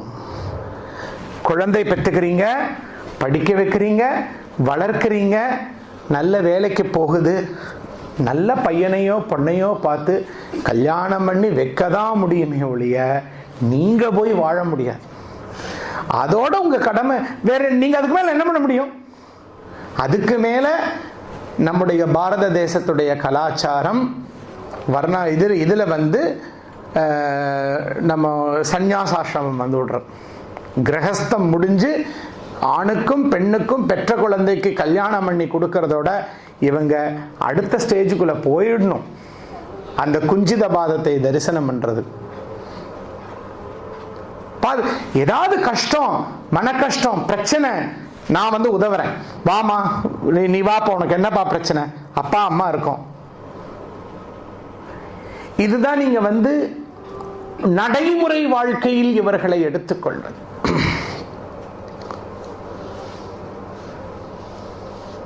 சிவராத்திரி வருது, ஐயா வந்து துணி கடை வச்சிருக்காரு சிங்கப்பூர்ல. ஒரு முதியோர் இல்லத்துக்கு போய், அதில் ஒரு அநாதாசிரமத்துக்கு போய், இல்லை ஒரு தீபாவளிக்கு அந்த ஒரு 200 குழந்தைங்களுக்கு தரமான ஆடையை கொடுத்து விட்டால் அங்கே நீங்கள் ஒரு நாயன்மாருடைய சீடியை உள்ள போட்டுக்கிறீங்க. நீங்க நாம் யாராக இந்த 63 நம்ம யாராக இருக்க வேண்டும்னு நீங்களே உங்களை நீங்க வந்து தேர்ந்தெடுத்துக் கொள்ளுங்கள். பாடக்கூடிய வலிமை இருக்கின்றதா? பாடக்கூடிய திறமை இருக்கின்றதா? வீட்டுல நேரம் இருக்கா? ரிட்டையர் ஆயிட்டீங்களா? மனமாற உலக சேமத்துக்காக பாடுங்கள். பரமனையே பாடுவார் சீடி உங்களுக்குள்ள. எந்த எதிர்பார்ப்பும் இல்லாமல் நமக்கு ஒரு மாலை வரும், நமக்கு ஒரு மரியாதை வரும், நமக்கு ஒரு கச்சேரி கிடைக்கும். நான் பாடுவது என்பது அவன் பாதத்துக்கு உலக நன்மைக்காக பாடும்போது பரமனையே பாடுவார் வந்து உங்களுக்குள்ள. உங்களுக்கு தெரிஞ்சவங்க ஒரு ஒரு ஒரு ஒரு காரியத்துக்காக சிங்கப்பூர் வராங்க. என்னப்பா சிங்கப்பூர் வரியா? தங்கெல்லாம் இடம் இருக்கா? அவங்க கொஞ்சம் வசதி குறைஞ்சவங்க, இங்க ஏதோ வந்திருக்காங்க, ஏதோ ஒரு விஷயமா வந்திருக்காங்க. வாப்பா நம்ம வீட்டில் வந்து ஒரு 2 நாள் தங்கிக்கோ, 2 வேளை சாப்பிட்டுக்கோ, உனக்கு இங்க எங்க போய் வேலை தேடணுமோ தேடிக்கோ. இல்ல ஒரு வேலையோட வந்திருப்பாங்க, உடனடியா தங்குறதுக்கெல்லாம் இடம் கிடைச்சிருக்காது. இருப்பா நம்ம வீட்டில் அம்மா வந்து எனக்கும் 2 தோசை சுடும்போது உனக்கு 2 தோசை சுட்டு போட சொல்றேன், மதியானம் எங்கேயாவது சாப்பிட்டுக்கோ, சாயங்காலம் வா, உனக்கு ஒரு நல்ல ஒரு இடம் கிடைக்கிற வரைக்கும் நம்ம வீட்டில் தங்குந்த முன்னால தங்கிக்கோ. இப்படி அந்த ஒரு உதவி தேவைப்படுபவனுக்கு இடம் கொடுத்து உணவு கொடுக்கும் போது முருகநாயனார் சீடியை நீங்க உள்ள போடுறீங்க. இன்னைக்கு 2016ல பிராக்டிகலி 63 ரொம்ப நம்ம யூஸ் பண்ணலாங்கிறது இந்த முருகநாயனாருடைய கேஸ். சம்பந்தருக்கும் அப்பருக்கும் தன்னுடைய மனையில் இடம் ஒதுக்கி அவர்களோடு வந்த அடியார்களுக்கெல்லாம் அறுசுவை உணவு படைத்து அவர்களுக்கு அந்த சத்திரத்தை தங்க கொடுத்து அவர்கள் அங்கே அந்த காரியத்தை செய்தார்கள். அதனாலதான் அவங்களையெல்லாம் பதிகத்தில் வைத்து பாடினார்கள். இல்லைன்னா எங்க போறது? நீங்க ஒருவேளை நம்ம எல்லாம் வந்து அப்ப கம்போடியாவிலேயே இங்க இருந்திருந்தா, ஐயா நீங்க கப்பல் ஏறி வாங்க ஐயா நாங்க பாத்துக்கிறோம்னா கண்டிப்பா வந்திருப்பாங்க. அப்ப இங்க ஒரு கோயில் இருக்கு ஐயா, நீங்க அங்கிருந்து சோழ தேசத்துல இருந்து வாங்க, எங்களுடைய வீட்டில் தங்கிக் கொள்ளுங்கள், நீங்கள் இங்கே வந்து பரப்புங்கள்னு சொல்லும் போது கண்டிப்பாக வந்திருப்பார்கள். இப்படி மதுரையம்பதியில் சேவை, மக்கள் சேவையே மகேஸ்வர சேவையாக, அதுல நல்லா ஒண்ணு கவனம் செலுத்த வேண்டும் இளைஞர்களே. மக்கள் சேவை மகேசன் சேவை. இதில் மக்களுக்கு மிகுந்த சேவை செய்யக்கூடிய நிறுவனங்கள், தனி மனிதர்கள் இன்னைக்கு எத்தனையோ பேர் இருக்கிறார்கள். அவர்களுக்கும் இந்த அடியார்களுக்கும் என்ன வித்தியாசம்னு பார்க்கணும். எனக்கு தெரிந்து ஒருத்தர் வருடத்திற்கு 1000 மாணவ மாணவிகளை படிக்க வைத்துக் கொண்டிருக்கின்றார். வருடத்திற்கு 5 இலவச இதய அறுவை சிகிச்சைக்கு பணம் கட்டி கொண்டிருக்கின்றார்.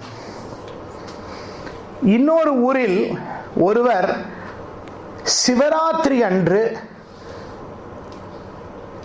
தனது உழைப்பில் மாதம் மாதம் சேமித்த பணத்தை வைத்துக் கொண்டு ஒரு அநாத ஆசிரமத்துக்கு சிவராத்திரிக்கு அடுத்த 3 நாட்களும் அந்த குழந்தைகளுக்கு என்ன உணவு வேண்டுமோ அதை சமைத்து போட்டு கொண்டு வருகிறார். இந்த 2 அடியார்களுக்கும் வித்தியாசம் என்னன்னா, முதல்காரர் நான் சமுதாயத்திற்கு சேவை செய்து கொண்டிருக்கின்றேன், நான் சமுதாயத்திற்கு இன்னைக்கு காலையில் என் நண்பர் சொன்னாரு, இங்க இருக்கக்கூடிய புத்தர் கோயிலுக்கு போயிட்டீங்கன்னா தயவு செய்து புத்தரை நோக்கி இப்படி கையை காமிச்சிடாதீங்கன்னாரு. ஏன்னு, இது ஈகோவுடைய விரல், அவங்களுக்கு கோபம் வந்துடும். அந்த ஐய வெட்டுறது தான் நம்மளுடைய வேலையே. இந்த 2வது அடியார் சொல்லுவார், ஏதோ நான் என்னடா சிவராத்திரி கிளம்பிட்டியான்னு கேட்பான். என்னவோ நான் அவர் அவினாசி பெருமான் மேல ரொம்ப பக்தி உடையவர், ஏதோ அவினாசி அப்பர் அருளால இந்த வருஷம் ஒரு இன்கிரிமெண்ட் கிடைச்சது, அதை கொண்டு போய் அந்த கருணாம்பிகை அருளால ஒரு சாப்பாடு போட முடிஞ்சது. இதுல 2வது கூட்டம் தான் அந்த பெரிய புராண கூட்டம். அந்த சேவையை செய்ய வைப்பது என்னுள் இருக்கும் அந்த சிவம்.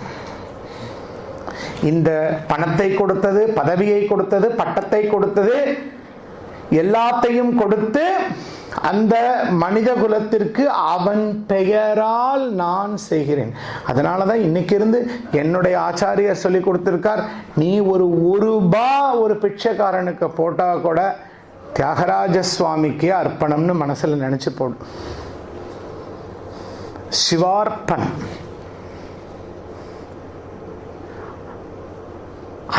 அந்த சிவம் உன்னை செய்ய சொல்லுது, உன்னுள்ள இருந்து இயக்குது. அதைத்தான் அவர்கள் செய்திருக்கிறார்கள்.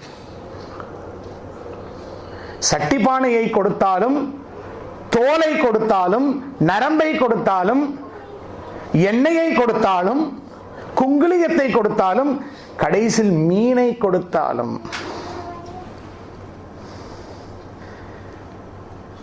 இதுல ஊட்டி நீலகிரியில படுகர் இன மக்கள் கிட்ட ஒரு பெரிய பழக்கம் இருக்கிறது.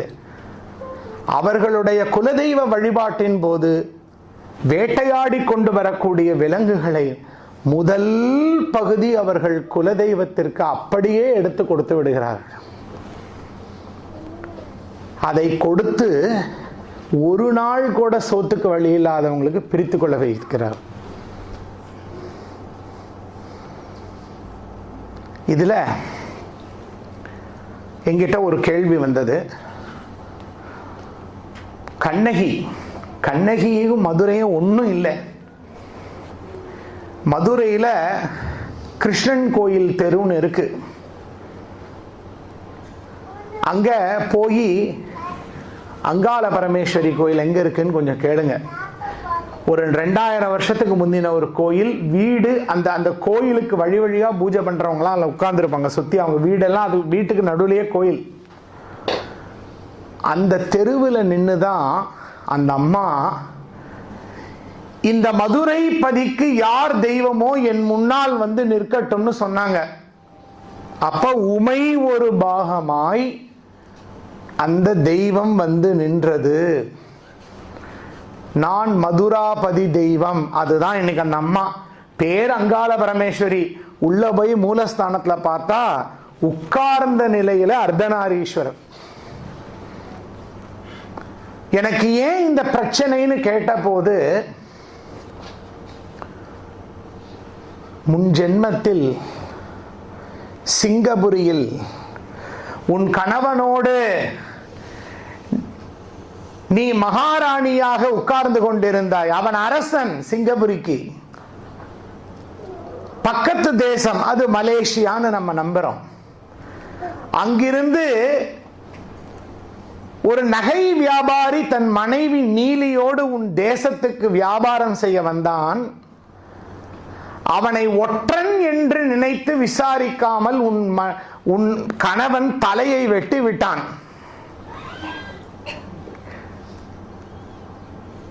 விசாரணை இல்லாமல் என் கணவனை தண்டித்த அரசனுக்கு நீதியை நீ எடுத்து சொல்லவில்லை அடி, உனக்கும் இதே கதி ஆகுக என்று சிங்கபுரி கடலில் சென்று நீலி விழுந்து விட்டாள்.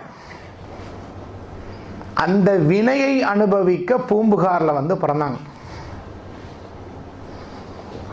அதே வினை. இதுதான் இந்த மண்ணுக்கும் அந்த பூம்புகாருக்கும் உள்ள தொடர்பு. கண்ணகியினுடைய வரலாறு முடிந்த கையோடு நகரத்தார்கள், நகரம் என்றாலே காவிரி பூம்பட்டின மாநகரம், வாணிபம், கிழக்கு ஆசிய நாடுகளோடு கடல் மூலம் மரக்கலங்கள் மூலம் வாணிகம் செய்தவர்கள் நகரத்தார்கள். சோழ மன்னர்கள் கஜானால பிரச்சனை வரும்போது கடன் வாங்கி இருக்கிறார்கள் நகரத்தார்கள் கிட்ட இருந்து. அதுல கண்ணகி கோவலனை பத்தி சொல்லும் போது கரிகால சோழனுக்கு பட்ஜெட் போடுறதுக்கு கொஞ்சம் காசு பத்தாத போது கடன் கொடுத்திருக்கிறார்.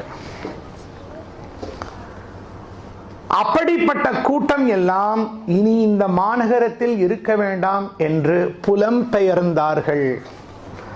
ஏன்னா அந்த சமுதாயத்தினுடைய மிக ஒரு உயர்ந்த செலிபிரிட்டி ஃபேமிலியில நடந்த ஒரு துன்பம், யாராலும் அதற்கு மேல் அந்த மாநகரத்தில் இருப்பதற்கு அவர்களுக்கு மனம் இடம் கொடுக்கவில்லை.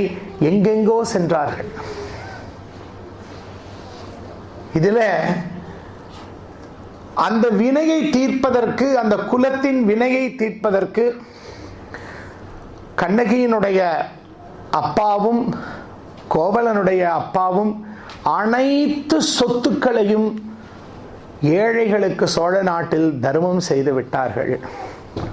பல கோயில்களை கட்டினார்கள், பல அறச்செயல்களை செய்தார்கள். அதுதான் இன்றும் இந்த கிழக்கத்திய நாடுகள்ல தொடர்ந்து கொண்டிருக்கின்றது.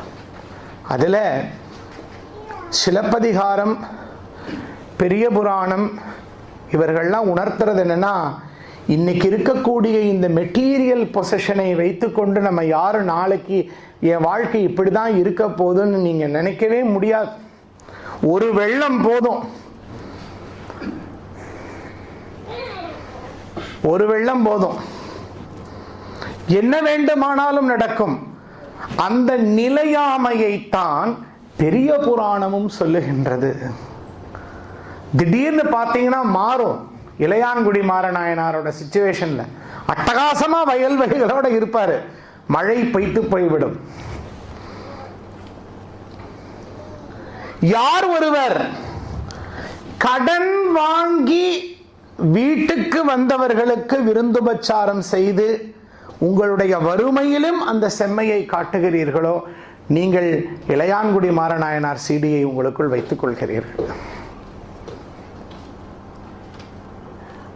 எந்த நாயன்மாரும் பிறக்கும் போது எங்கேயோ இருந்து அப்படி மேல இருந்து இப்படி எல்லாம் குதிக்கல.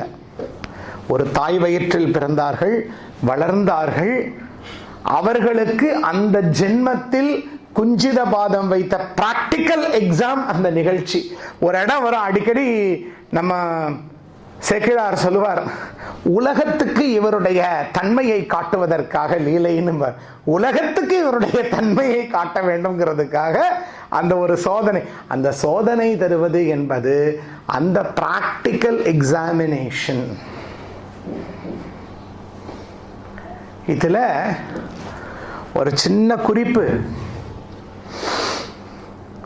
தில்லை பொன்னம்பலத்தில் அடியேன் தரிசனம் செய்து 2-3 நாட்கள் இருந்து சில விஷயங்களை எல்லாம் சிலரிடம், தீட்சித அன்பர்களிடமெல்லாம் நாம் கேட்டுக்கொண்டிருந்த பொழுது, ஒரு வரலாற்று ஆய்வாளர் ஒரு நூலை நமக்கு தந்தார்கள். அது சம்ஸ்கிருதத்தில் இருக்கிற நூல்.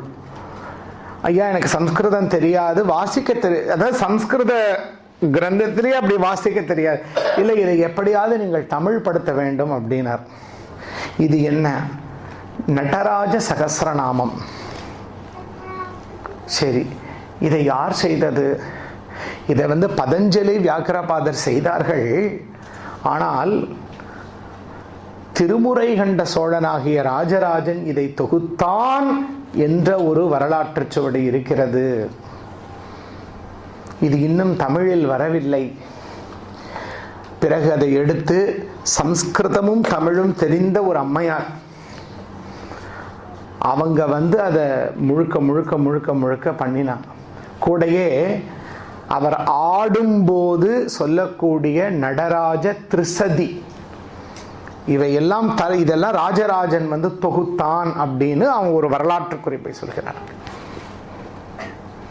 அந்த ராஜராஜன் போங்க தஞ்சாவூருக்கு, அவன் காலத்தில் தஞ்சாவூரை தலைநகரமாக்கிய போது குஞ்சிதபாதம் ஆடும் தில்லையை போல் நாம் தலைநகரத்தில் ஒரு பெரிய கோயிலை உருவாக்க வேண்டும் என்ற ஒரு சங்கல்பத்தை மேற்கொள்கிறான்.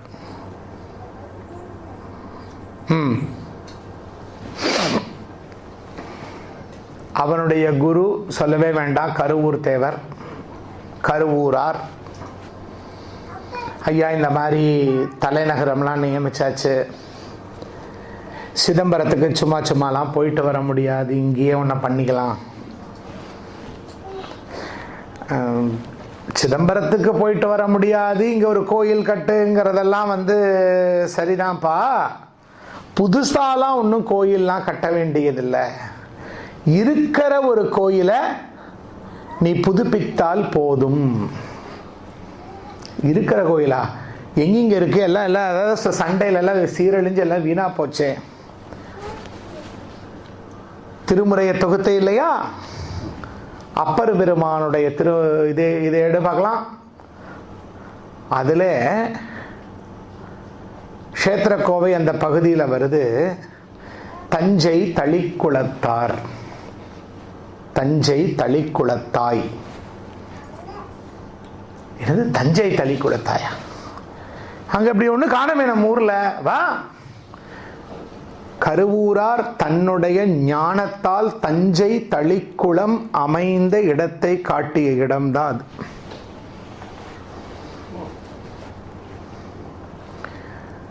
திருமுறை தொகுத்தவன்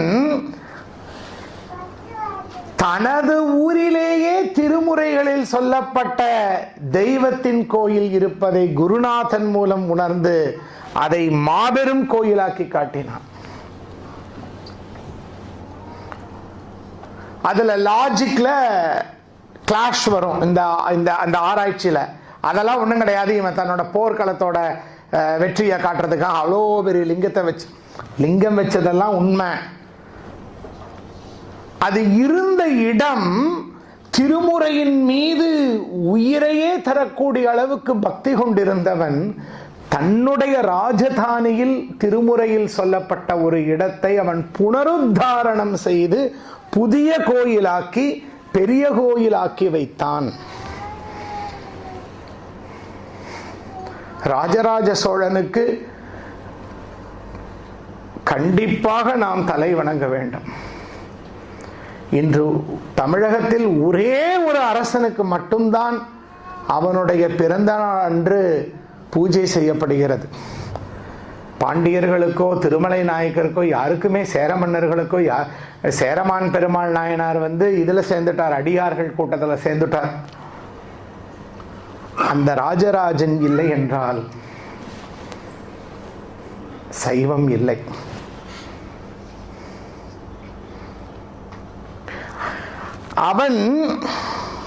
அவனுடைய காலகட்டத்தில் அடியார்களை பற்றி தொகுக்க ஏற்பாடு செய்திருக்கலாம் என்ற ஒரு ஆராய்ச்சி எண்ணமும் உண்டு.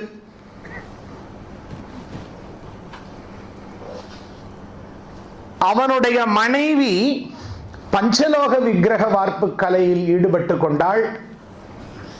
முழுக்க முழுக்க பஞ்சலோக விக்கிரக வார்ப்பு கலைக்கு அடித்தளம் போட்டு கொடுத்தது சோழர்கள்னா அதுல போட்டு கொடுத்ததெல்லாம் இவன் தான். இவனோட மனைவி அந்த செக்ஷனை பார்த்துக்கிட்டாப்ல. அவனுடைய அக்கா முழுக்க முழுக்க பெரிய கோயில்ல ஆயுர்வேத இலவச மருத்துவமனையை பாதுகாத்து கொண்டார்கள் மக்களுக்காக. ராஜராஜன் நாட்டை பாதுகாத்ததோடு அவன் ஓவியக்கலையில் மிக சிறந்தவன். ஓவிய பயிற்சி கல்லூரியை பெரிய கோயிலில் நடத்தியிருக்கிறான். ஒரு குடும்பத்தில் இருக்கக்கூடிய உறுப்பினர்கள் எப்படி எல்லோரும் ஒரு சமுதாயத்தில் ஆன்மீகத்தின் மூலம் சிவசேவை செய்ய வேண்டும் என்பதற்கு அந்த ராஜராஜ சோழனுடைய கோயில், அதனாலதான் அதற்கு பெரிய கோயில், பெரிய காரியங்களை சமுதாயத்திற்கு செய்திருந்த கோயில் அது. அந்த திருமுறை பதிகங்கள் பிற்காலத்தில் நடந்த படையெடுப்புகளால் சீரழிக்கப்பட்டன. நல்ல வேளை அவன் படியெடுத்து வைத்து பல ஊர்களுக்கும் அனுப்பிவிட்டதால் இன்று நாம் அவர்கள் பாடிக்கொண்டிருக்கிறீர்கள் நீங்கள் எல்லாரும். இதைத்தான் இன்னைக்கு பதவியில் இருப்பவர்கள், ஓய்வு பெற்றிருப்பவர்கள் வீட்டில் எனக்கு தெரிந்து ஒரு அடியார் என்ன பண்ணினார்னா, திருவாரூர் கஷேத்திரத்தை பத்தி மட்டும் இருக்க பதிகங்களை தொகுத்திருக்கார். ஒருத்தர் சிதம்பரத்தை பற்றி மட்டும் இருக்கக்கூடிய பதிகங்களை தொகுத்திருக்கிறார்கள். அவங்களாம் என்ன உங்க மாதிரி வயதுக்காரங்க, வீட்டில் கம்ப்யூட்டர் தெரிஞ்சுட்டு பாராயணம் பண்ணி ஒன்றும் இல்லை, படித்து செலக்ட் பண்ணி டைப் பண்ணி அடித்து 4 பேர்த்துக்கு. ஏன்னா ஒரு சிலருக்கு இருக்கும், நான் சிதம்பரத்தை பற்றி மட்டும் பாட வேண்டும். ஒரு சிலருக்கு இருக்கும், நான் திருவாரூரை பற்றி மட்டும் பாட வேண்டும். அவர்களுக்கு தனியாக, ஏன்னா எல்லாருனாலும் அவ்வளோ பெரிய புஸ்தகத்தை தூக்கிட்டு எல்லா இடத்துக்கு போக முடியாது. எதை வேண்டுமானாலும் நீங்கள் சிவத்தொண்டாக நீங்கள் செய்யுங்கள். அடுத்தது, அந்த ராஜராஜ சோழனை போல நல்லவர்களை, உண்மையானவர்களை, சமுதாயத்திற்கு சேவை செய்து கொண்டிருப்பவர்களை எல்லாம், அடியார்களை எல்லாம் மதிக்கக்கூடியவர்கள்தான் பக்தர்களை பரவுவார்கள். பக்தர்கள்னா யாரு? இறை சிந்தனை, சிவ சிந்தனையோடு எல்லா காரியங்களையும் செய்து கொண்டிருக்கக்கூடியவர்கள். இப்படி ஒவ்வொரு நாயன்மாரையும் பார்த்து கொண்டு வரும்போது அந்த திருச்செங்கோட்டில் மாதொரு பாகனாக நிற்கக்கூடிய திருச்செங்கோடு விக்கிரகம், ஒரிஜினல் விக்கிரகம், சக்தியா சிவமா போட்டிலாம் இல்லை. சிவத்துல இருந்து சக்தி வந்தாச்சுன்னா வேற வழியே கிடையாது, நீ மறுபடியும் சிவம் ஆகித்தான் ஆக வேண்டும். ஆனா இதுதான் அதுவாக மாறி இருக்கிறது. அதனாலதான் அந்த சண்டைகள் எல்லாம் சினிமாவில் கூட காட்டுவாங்க, எல்லாத்தையும் நான் தான் நடத்திட்டு இருக்கேன் அப்படிம்பார். இதையெல்லாம் இயக்கி நான் தான் நடத்தி கொண்டு இருக்கிறேன் அப்படிம்பார் சிவபெருமான். அது இரண்டும் ஒன்றுதான். ஆனால் நாம் ஒண்ணு இல்லை. நான் என்ன சொல்றேன், கிரீன் கலர் குஷன் சேர். உண்மை, இது கிரீன் கலர் குஷன் சார் உண்மைதான், மறுப்பே இல்லை. அவர் பிளாஸ்டிக் டெக்னாலஜி இன்ஜினியர். இன்ன தன்மையோடு இருக்கக்கூடிய பிளாஸ்டிக், அதில் கிரீன் கலர் கோட்டிங் போட்ட குஷன், அதில் அந்த ஃபைபர்ஸ் எல்லாம் இந்த மாதிரி டெக்னிக்கில் பின்னப்பட்டு இருக்கிறது, இந்த மாதிரி தன்மை இரும்போட இணைக்கப்பட்டு இருக்கிறது. இது அவரோட வியூ. ஒரு அடிப்படையில் இருக்கக்கூடிய பக்தன் பார்க்கிற வியூ என்னோட வியூ. இது குஷன் சேர். ஆன்மீகத்துக்குள் நீங்கள் நுழைய நுழைய நுழைய பார்க்கக்கூடியது அந்த பிளாஸ்டிக் டெக்னாலஜிஸ்ட் பார்க்கக்கூடியது. இதன் மூலம் இந்த பஞ்சபூத சேர்க்கைக்கு பின்னால பின்னால பின்னால இருப்பது அந்த பொன்னம்பலத்திற்குள் ஆடிக்கொண்டிருக்கக்கூடிய குஞ்சித பாதம். நேற்றிருந்து அந்த வார்த்தையே நான் யூஸ் பண்ணிட்டு வரேன். ஏன்னா நாளைக்கு தான் அதில் பிடிமானம் இருக்கு. ஏன் அதற்கு குஞ்சித பாதம்? அதுல பிருங்கி முனிவர் திருச்செங்கோட்ல காட்டுறது பிரிச்சு பார்க்க நினைக்கிறார். நீங்க பிரிச்சு பார்க்கலாம், பார்த்தாலும் நீங்க தனியாகலாம் பிரித்து விட முடியாது. அரிசி சாதமாகி இருக்கும் போது சாதத்திற்குள் சென்று எப்படி அரிசியை தேடுவீர்கள்?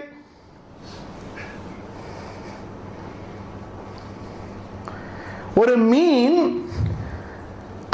கிணற்றில் இருந்து ஆற்றுக்கு வந்ததாம், ஆற்றில் இருந்து சமுத்திரத்துக்குள் சென்றதாம், அங்கும் இங்கும் அங்கும் இங்கும் அலைந்ததாம். சமுத்திரத்து அலை கேட்டதா, மீனே நீ எதை தேடிக்கொண்டிருக்கிறாய்னு? நான் சமுத்திரத்தை தேடிக்கொண்டிருக்கிறேன். இங்கு அனைத்தும் சமுத்திரமாகத்தானே இருக்கிறது. அதுதான் 63 நாயன்மார்களுக்கும் அனைத்தும் சிவம், சகலமும் அங்கே அவர்களுக்கு சிவம். கண்ணப்ப நாயனாருக்கு தான் வேட்டையாடி எடுத்திருக்கக்கூடிய காட்டுப்பன்றியினுடைய இறைச்சியோ அதில் ஊற்றி இருக்கக்கூடிய தேனோ இது பன்றி இறைச்சி என்ற வேறுபாடு அவருடைய சித்தத்தில் இல்லை. இதுவும் சிவம். இந்த சிவ வஸ்துவை அந்த காலத்தீஸ்வரருக்கு வைக்கிறார். அது அவருடைய நிலை. நம்ம என்ன பண்றோம்? அங்கே காட்டுப்பன்றி என்று அந்த இடத்துல நம்ம மாறிட்டோம். இப்ப அதை எப்படி அந்த அடியார் அதை வைத்தார்? அவருக்கு அது. நமக்கு ஒரு அடியார் இருக்கார் கோயம்புத்தூர்ல. அவர் வீட்டு விக்கிரகத்துக்கு விதவிதமா நகை போட்டிருப்பார். இது என்ன வைர அட்டிகையான்னு கேட்பேன். இது வைரத்தை விட விலை உயர்ந்த அட்டிகைனார் அவரு. எனக்கு நான் சம்பாதித்து என் இறைவனுக்கு சார்த்தி இருக்கக்கூடிய இந்த ஒரு 200 ரூபாய் அட்டிகையில் இருக்கிற கல் எனக்கு இது வைரத்தை விட உயர்ந்ததுதான். அந்த தன்மையை நீங்கள் அடியாரிடத்தில் தெரிந்து கொள்ள வேண்டும். இதுல மணி என்னங்க? இன்னும் 1/2 மணி நேரம் இருக்கு இல்லையா? சரி, இப்போ ஐயா வேற ஏதாவது நான் சொல்லணுமா? இன்னைக்கு நீங்க கரெக்டா போயிட்டு இருக்கு இல்லையா? சரி, பிரச்சனைக்குரிய இடம் போடுங்க தில்லைவாழ் அந்தணர்களை.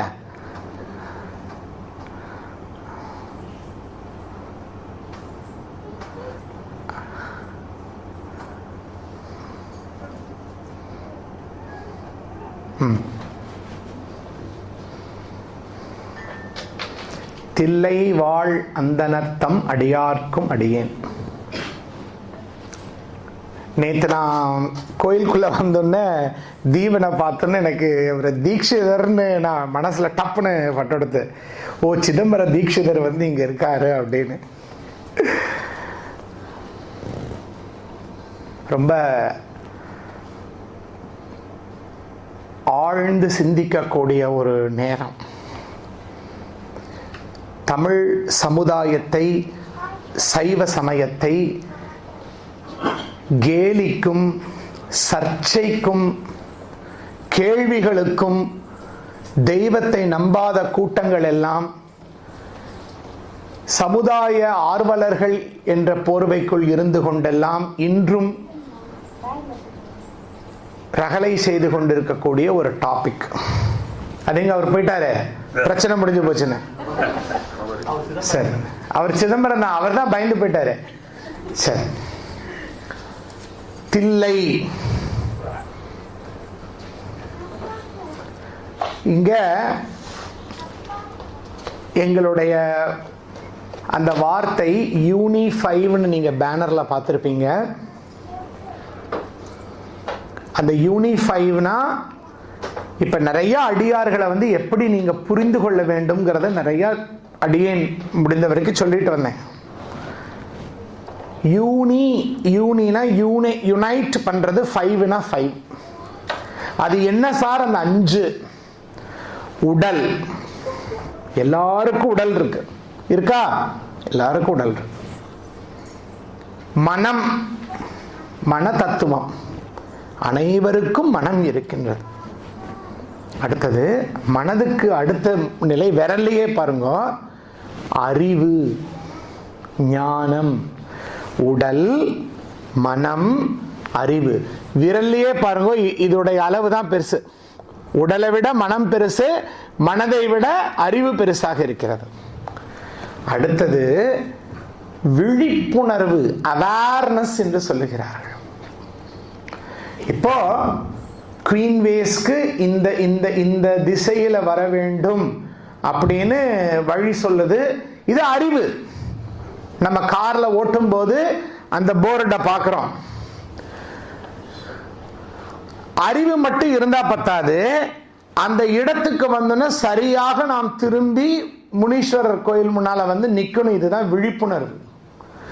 அறிவை நீங்க பிராக்டிக்கலா பயன்படுத்துறதுக்கு பேரு விழிப்புணர்வு. இது மெய் உணர்வு. இதுதான் பரம்பொருள், மூலம். இதுதான் 5 தத்துவம்: உடல், மனம், அறிவு, விழிப்புணர்வு, மெய்ஞானம் அல்லது மெய்யுணர்வு. இது 5ஐயும் நம்ம ஒருங்கிணைப்பதுதான் ஒருங்கிணைத்தல். 5 தத்துவங்களை ஒருங்கிணைத்தல். அது இங்கிலீஷ்ல வந்து அவங்க வந்து யூனிஃபைவ் அப்படின்னு வச்சாங்க. இது 5ம் 5 பூதங்கள். உடல் பிருத்வி, பூமி தத்துவம். கஷேத்திரம்னா காஞ்சிபுரம். மனம் தண்ணீர் தத்துவம், கஷேத்திரம் திருஆனைக்காவல். அறிவு அக்னி தத்துவம், கஷேத்திரம் திரு அண்ணாமலை. வாயு விழிப்புணர்வு தத்துவம், கஷேத்திரம் திரு காலத்தி. மெய் உணர்வு, கான்சியஸ்னஸ் சொல்லக்கூடிய மூலம் தில்லை பொன்னம்பலம், ஆகாச தத்துவம். 5 எதனாலதான் 5ம் 5ஆ இருக்கு நமக்கு. சரி, இப்போ உடல் ரீதியாக நடராஜரை பார்த்தல். ஃப்ளைட் பிடிக்கிறீங்க, சென்னையில் இறங்குறீங்க, டாக்ஸி எடுக்கிறீங்க, ஈசிஆர்ல பாண்டிச்சேரி போறீங்க, கடலூர் போறீங்க, சிதம்பரம் போறீங்க. ரூம் போட்டு குளிச்சு விபூதியெல்லாம் அணிஞ்சு ருத்ராட்சம்லாம் அணிந்து பொன்னம்பலத்துக்குள்ள போய் பார்த்தா தீட்சிதர்கள் விட மேல கிட்ட நின்று நடராஜ பெருமானையும் சிவகாமி அம்மையும் உடல் ரீதியாக நீங்கள் பார்க்கிறீர்கள். ஒத்துக்கிறீங்களா? ஒத்துக்கிட்டீங்கன்னா கை தூக்குங்க. இதுதான் உடல் ரீதியாக பார்த்து. பாடி லெவல், பிசிக்கல் லெவல்ல நீங்க பார்த்தாச்சு நடராஜரை. அடுத்தது மனம். இப்ப மனோரீதியாக நாயன்மார்களை பார்த்து கொண்டிருக்கிறீர்கள். அந்த நாயன்மார்களை பற்றி நினைத்து கொண்டிருக்கிறீர்கள். அந்த நாயன்மார்கள் அந்த நடராஜரையுடைய லீலைகளை, அந்த வடிவத்தை எல்லாம் சிந்தனை செய்து மகிழ்ந்து கொண்டிருக்கிறீர்கள். மனம்ல வந்து மகிழ்ச்சியும் துக்கமுமா இருக்கும். ஐயோ நான் போய் நடராஜரை பார்க்க முடியவில்லையேமீங்க. இல்லை, ஓஹோ நீங்கள் நடராஜரை பார்த்துட்டு வந்தீங்களா? என்ன மாலை சாத்தி இருந்தாங்க? நீங்கள் பட்டு வாங்கி சாத்தினீங்களா? லட்சத்து லட்டு அந்த சேவையை நீங்கள் செய்து வைத்தீர்களா? சிவகாமி அம்மையை நல்லா பார்த்தீங்களா? நீங்களும் அந்த மனதார அந்த நடராஜ பெருமானை பார்க்கிறீர்கள். பார்த்திருக்கோமா? மனதார பார்க்கிறீர்கள். அதான் சொல்ற, மனசார பாரு அப்படின்னு. கண்ணார பார்த்தேன். நடராஜர் எப்படிப்பா பார்த்த? கண்ணார கண்கள் ஆற, உடல் ரீதியா நல்ல தரிசனம் ஆச்சு. அடுத்தது மனசார பார்த்தேன்ப்பா, நல்லா இருந்ததுப்பா தரிசனம், சந்தோஷமா இருந்ததுப்பாங்கிறோம். அடுத்தது அறிவு. கையில் என்ன? ஓ டமருகம். டமருகம் ஒலி. ஒலி என்பது உருவாக்கம், கிரியேஷன். ஓ அந்த பக்கம் என்ன? ஓ நெருப்பு. அது லைட் எனர்ஜியுடைய சத்துவம், இது சவுண்ட் எனர்ஜியுடைய குறியீடு. தலையில யாரு? கங்கை. அது மனதின் தத்துவம், அது நீர். சரி, இந்த ஆர்ச், இந்த பிரபாவளி என்ன? இது பிரபஞ்சம். நடுவில் இருக்கக்கூடிய அந்த ஸ்பேஸ் என்னது? அதுதான் ஆகாசம், அதுதான் வாயு தத்துவம். விரிந்த ஜடைகள், இது திசைகள். இந்த குஞ்சித பாதம் தூக்கி இருக்கின்றது. ஆணவ மலத்தை, ஆணவ மலம் ஆகிய முயலகன் மிதிபடணும்னா இந்த குஞ்சித பாதத்தை நீ சரணாகதி பண்ணி ஆன்மீக வழியில நீ வா, சைவத்து வழியில வா, உனக்கு அந்த ஆணவ மலம் அடிபடும் என்று காட்டுகிறார். பயப்படாத, ஒரு குருநாதர் மூலம் இருந்து அடியேன் உன்னை அழைத்து செல்கிறேன்னு அபயக்கரம் காட்டுகிறார். நடராஜருடைய தோற்ற விளக்கம் இதுதான். அறிவு பூர்வமா நடராஜரை பார்க்கணும். இனிமேல் நாளை கோயிலுக்கு வரும்போது அந்த நடராஜரை பார்க்கும்போது, ஓ இதுதான் சோழ மன்னர்கள் உலகத்தில் அதிகமான சிலாரூபங்கள். நம்பர் 1 இருக்கிறது புத்தர், நம்பர் 2 இருக்கிறது நடராஜர். அதிகமாக பஞ்சலோக வார்ப்புகள் உலகம் முழுவதும் இருக்கிறது கூத்தபெருமானுடைய வடிவம். காரணம், இந்த ஞானத்தை அந்த சிற்பசாஸ்திர முறையில பதஞ்சலி வியாக்கிரபாதர் பார்க்க சோழ மன்னர்கள் பின்னால் அதை உருவாக்கி கொடுத்தார்கள். அதனாலதான் மிகப்பெரிய ஸ்பேஸ் சயின்டிஸ்டுகள் எல்லாம் கூட அந்த விக்கிரகத்தை வைத்திருக்கிறார்கள். இது அறிவுபூர்வமா பார்த்தாச்சு. இப்போ விழிப்புணர்வு. இந்த நடராஜரும் நானும் எங்க தொடர்பு படுறோம்? அவருக்கும் எனக்கும் என்ன சம்பந்தம்? அவன் என்னுடைய மூலம். அதனாலதான் தந்தை. எனக்கும் என் மனித குலத்துக்கும் மிருக குலத்துக்கும் பறவை குலத்துக்கும் அண்ட சராசரங்களுக்கும் அனைத்துக்கும் மூலமானவன் இவன். எனக்கு தந்தை. தொடர்பு ஆயிடுச்சு. தொடர்பு படுத்துறது தான் அவேர்னஸ். குயின்வேஸ் வந்தாச்சு, என் கார் திரும்பணும், அந்த முடிவெடுக்கிறது தான் அவேர்னஸ். சரி, மெய் உணர். இந்த நடராஜ பெருமான் ஆகாச தத்துவம். ஆகாச தத்துவம்ங்கிறது ஒன்றும் இல்லை. அதை என்னோட மாணவர்கள் ரொம்ப அழகாக என்ஜாய் பண்ணுவாங்க. பஞ்சபூதம் நாங்கள் நடத்தும் போது ஆகாச தத்துவத்தை தான் மாணவர்கள் ரொம்ப நல்லா என்ஜாய் பண்ணுவாங்க. இந்த 9-10 வயசெல்லாம் இந்த சேரை தூக்கி வெளியே போடு அப்படிம்பா. ஒரு பிராக்டிக்கலாக நாங்கள் விளையாடுவோம். சேரை தூக்கி வெளியே போடுவாங்க. இந்த இந்த இந்த இந்த வெராண்டால இருந்து கீழே கொண்டு போய் போடு அப்படிம்போ. உடனே எல்லாம் கீழே கொண்டு போய் போடுவாங்க. இதை கார்டன்ல கொண்டு போய் போடு, கார்டன்ல போடுவாங்க. இதை ஸ்கூலுக்கு வெளியில கொண்டு போய் போடு, சும்மா இங்க கேட்டு கிட்ட கொண்டு போய் போடுவாங்க. சரி, இதை வேற எங்க போய் போட முடியுமாங்க? சார் இதை மெட்ராஸ் விட்டு வெளியில போட முடியும் சார் அப்படிமாங்க. சரி, கடலை தூக்கி போடலாமா? போடலாம். உலகத்தை விட்டு வெளியில கொண்டு போய் போடலாமா? போட முடியும். ஒரு பேராசூட்லயோ ஏரோப்ளைன்லயோ ஏறி போய் மேல போய் சேரை தூக்கி போட்ட முடியும்.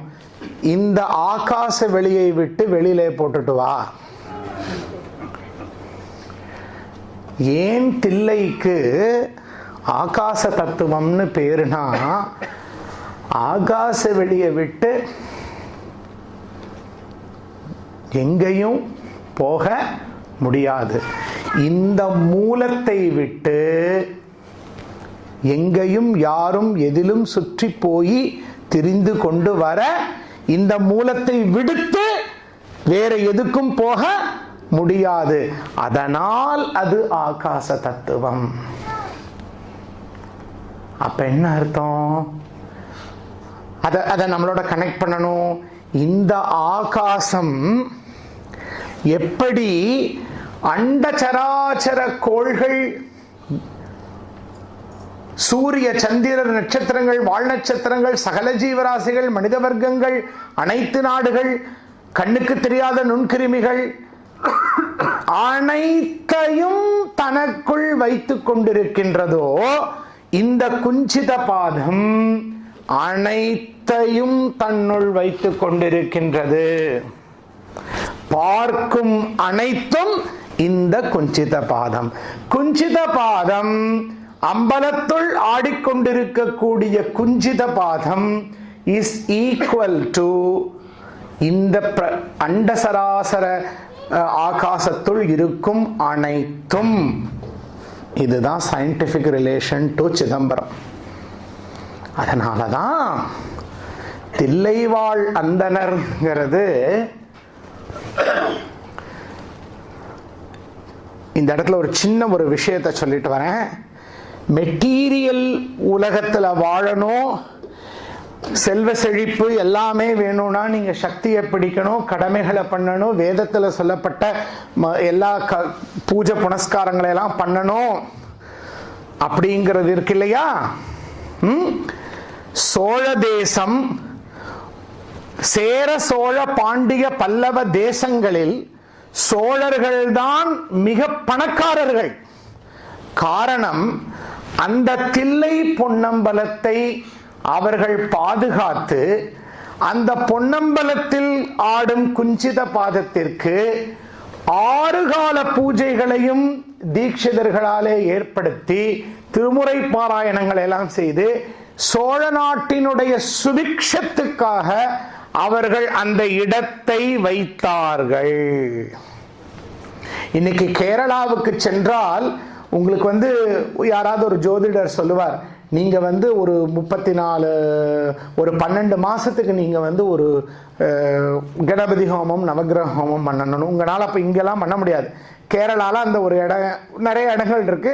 உங்க பேரு உங்க குடும்ப பேரு பணத்தை கட்டிட்டா அவங்களுக்கு வேலையே என்னன்னா அதை செய்து கொண்டே இருப்பார்கள்.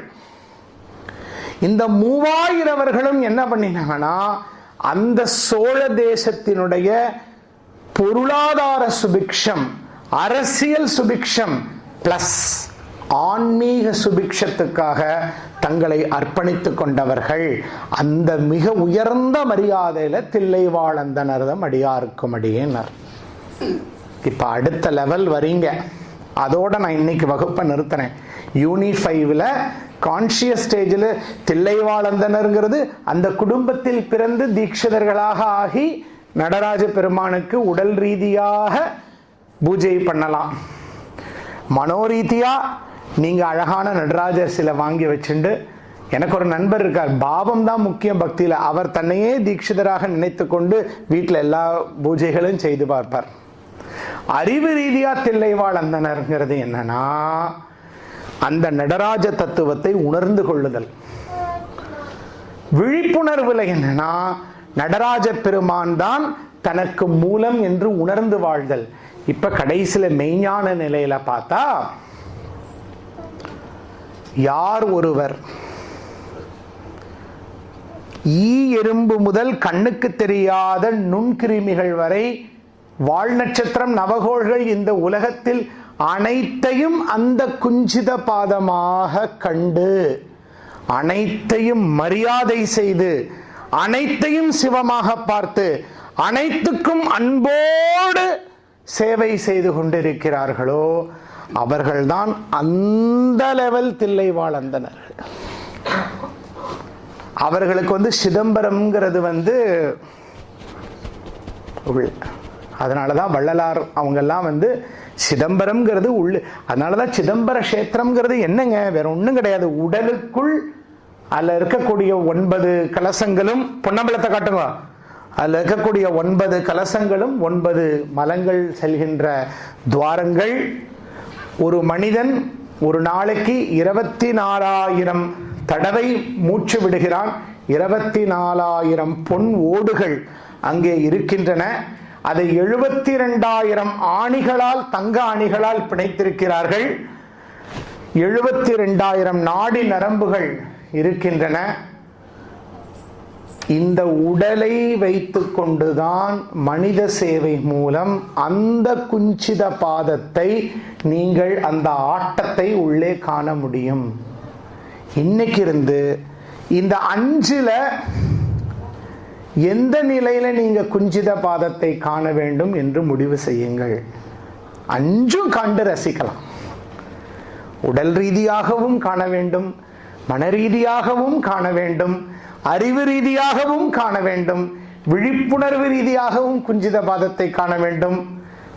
ஆனா நாயன்மார்கள் எல்லாம் பார்த்த குஞ்சித பாதம் என்பது அந்த மூலப்பொருளாக பார்த்தது. இதுல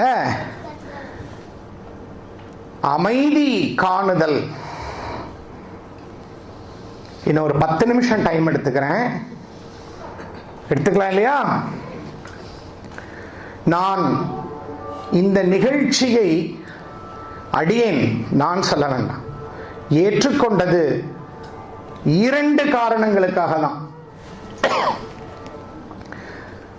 நமக்கு ஏற்பட்டிருக்கக்கூடிய ஒரு இழுக்கை துடைப்பதற்கு நான் இங்கு வந்திருக்கின்றேன்.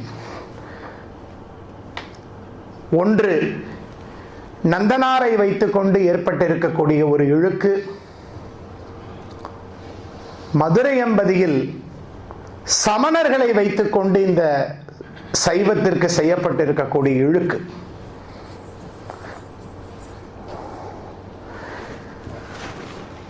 இன்னைக்கு ஏதேதோ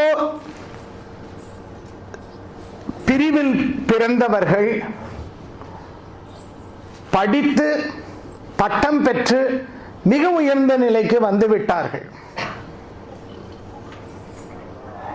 தமிழகத்திலே ஒரு காலத்தில் ஒடுக்கப்பட்டிருந்தவர்கள், தீண்டத்தகாதவர்கள் என்று சொன்னவர்கள்லாம் இன்று இந்த ஒரு 50-60 ஆண்டுகள்ல படித்து பட்டம் பெற்று மிக உயர்ந்த பதவிக்கெல்லாம் வந்து விட்டார்கள்.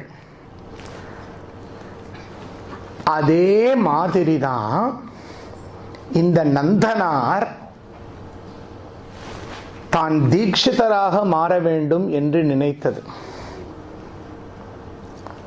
அவர் தீட்சிதராக மாற வேண்டும் என்று நினைத்தது எந்த நிலையில தெரியுங்களா? இந்த 5வது நிலையில். 5வது நிலையில தில்லைவாழ் அந்தணர்கள்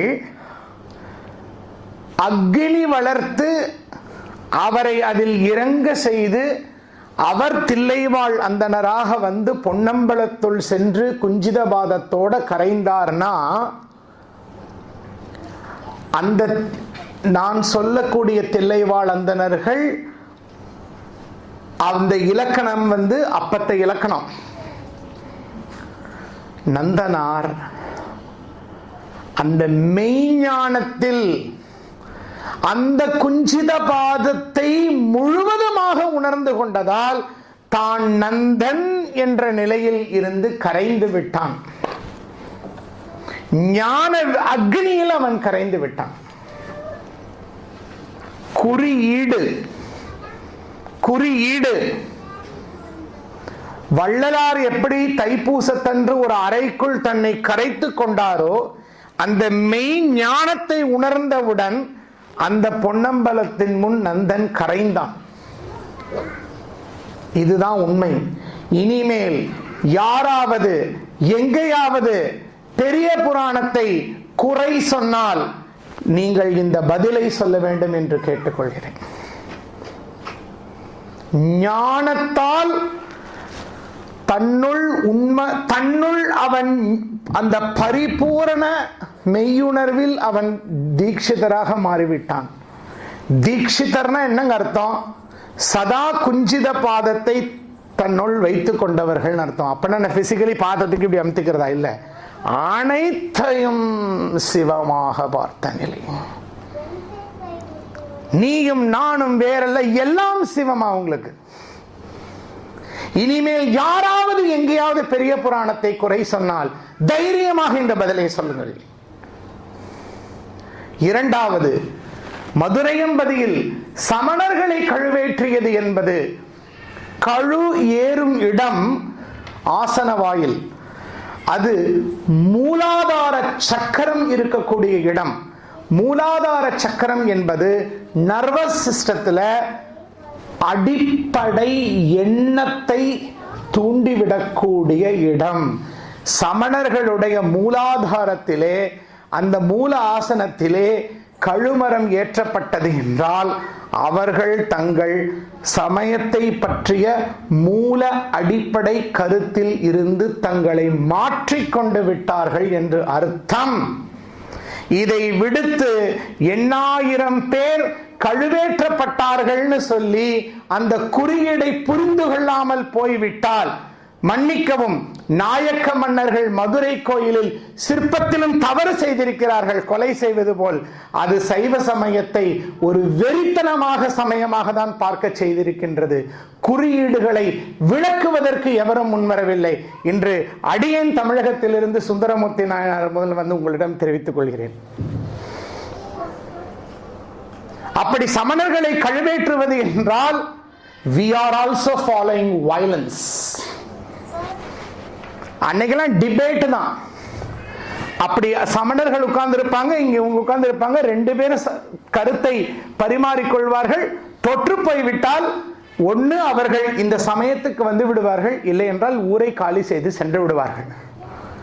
8000 சமணர்களும் கழுவேற்றப்பட்டு விட்டார்கள் என்பது அவர்கள் மூல ஆதாரமான தங்களுடைய சமண கருத்தில் இருந்து அவர்கள் விடுபட்டார்கள்.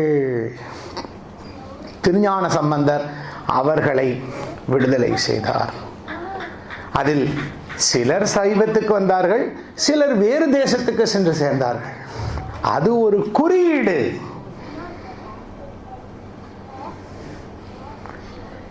இனிமேல் யாராவது நம்மிடம் வந்து உன்னுடைய பெரிய புராணத்தில் இப்படி ஒரு நிகழ்ச்சி இருக்கிறது, இதுதான் உன் சமயமா என்று கேட்டால், அடே, அது ஒரு குறியீடு. மூலாதார சக்கரத்தில் கழுமரம் ஏற்றப்படும். மூலாதார சக்கரம் என்பது நர்வஸ் சிஸ்டத்துல அடிப்படை எண்ணத்தை உருவாக்கக்கூடிய இடம். சமணர்கள் தங்களுடைய அடிப்படை தத்துவத்தை, ஐயா நீங்க சொல்றதான் கரெக்ட், இனி நாங்க வந்து மதுரையை விட்டு சென்று விடுகிறோம். இதுதான் 21ஆம் நூற்றாண்டில் ஒரு தமிழ் ஆராய்ச்சி மாணவனாக, ஒரு தமிழ் ஆசிரியராக, நான் ஒன்றும் பெரிய சைவன்லாம் ஒன்றும் சொல்லிக்கொள்ளவில்லை, அந்த ஒரு காலத்தில் நடந்ததை வைத்துக்கொண்டு இன்று இழிவுபடுத்திக் கொண்டிருக்கிறார்கள். அதை நாம் அமைதி கூற வேண்டும். அதனால் தான் இன்று மதுரையை வைத்துக் கொண்டேன். அதே அமைதிதான். தெற்கு திசை மூடப்பட்டிருக்கிறது. அது நந்தன் நுழைந்த வாயில் மூடி இருக்கிறார்கள்னு கண்டபடி. தெற்கு திசை என்பது வாஸ்து சாஸ்திரத்துல, கோயில் வாஸ்து சாஸ்திரத்துல ஈகோ உடைய திசை. அவன் ஆணவமலம் அகன்று உள் நுழைந்து விட்டான். அந்த ஆணவமல கதவு அதோடு அடைக்கப்பட்டு விட்டது. அங்கு அனைத்தும் குறியீடுகள். அந்த மூலஸ்தானத்துக்குள்ள 2 பேர் தான் சென்று மறைந்தார்கள். ஒருத்தர் நம்முடைய நந்தன், ஒருத்தர் அங்கமறையில வீட்டுக்குள்ள போய் மறைஞ்சார், அவர் வள்ளலார். இன்னொருத்தர் மதுரையில நரிய பரியாக்கி பரிய நரியாக்கி லீலையெல்லாம் பார்த்துட்டு வந்தவர். கடைசியாக திருச்சிற்றம்பலமுடையான் கையெழுத்தோட அந்த நின்று மாணிக்க வாசகருடைய எல்லா மக்கள் எல்லாம் நின்றிருக்கிறார்கள், தீட்சிதர்கள் எல்லாம் நின்றிருக்கிறார்கள். திருவாசகத்தின் கடைசி நிலை என்ன? திருவாசகத்தின் மூலம் நீங்கள் இந்த உலகத்துக்கு சொல்வது என்னன்னு கேட்டார்கள். அப்ப சோழ மன்னன் இருக்கான் முன்னால. கேட்டார், விளக்கி காட்ட வேண்டுமா? நல்ல கேளுங்கோ, விளக்கி காட்ட வேண்டுமா, எடுத்து காட்ட வேண்டுமானார். விளக்கி காட்ட வேண்டுமா, எடுத்து காட்ட வேண்டுமா? வயது அப்ப 24 என்னமோதான். எடுத்து காட்டுங்கள்னார். மக்கள்லாம் அப்பவே எடுத்து காட்டுறது விஷுவல். அப்ப இப்ப என்னத்த சொல்றது? எடுத்து காட்டுங்கள் சொன்னார். இந்த நூலில் பாடப்பட்டிருப்பவனும் அங்கு ஆடுபவனும் இந்த நூலை பாடியவனுள் இருந்து இயங்குபவனும் ஒன்று. டக்குன்னு உள்ள போனார், மறைஞ்சார். அது ஒரே ஒரு காரணத்திற்காக, பிராக்டிக்கலி ஒரு மனிதன் அதை செய்து காட்டியதால் அவருக்கு மட்டும் எங்க நடராஜர் சபை கோவில் அமைந்திருந்தாலும் மாணிக்க வாசகர் அங்கே இருப்பார். உள்ளே ஆடுபவன், பாடலின் தலைவனாயிருப்பவன், இந்த பாட்டை பாடியவனுக்குள் இருந்து இயங்குபவன் எல்லாம் ஒருவன் தான் அப்படின்னு போனார். எனவே அன்பர்களே, இன்று 5 நிலையில் ஒரு குஞ்சித பாதத்தை எப்படி பார்க்க வேண்டும் என்று எனக்கு முடிந்த தெரிந்த அளவில் அடியேன் உங்களுக்கு ஆச்சாரியர்கள் சொன்ன விளக்கம் தந்தேன். இப்படி ஒவ்வொரு அடியாரையும் நீங்கள் வைத்துக்கொண்டு இந்த 5 நிலையில் இந்த அடியார்களை நீங்க பார்க்கலாம். 5 நிலையிலும் புராண தத்துவ இதிகாச தத்துவங்களை எல்லாம் நீங்கள் பார்க்கலாம். அப்படி பார்த்தால் பல உண்மைகள் உங்களுக்கு புரியும் என்று சொல்லி, நாளை ஒரு அம்மையார் என்னிடத்தில் விண்ணப்பம் வைத்தார்கள். இவர்களெல்லாம் செய்த லீலைகளை எல்லாம் எப்படி பார்ப்பது?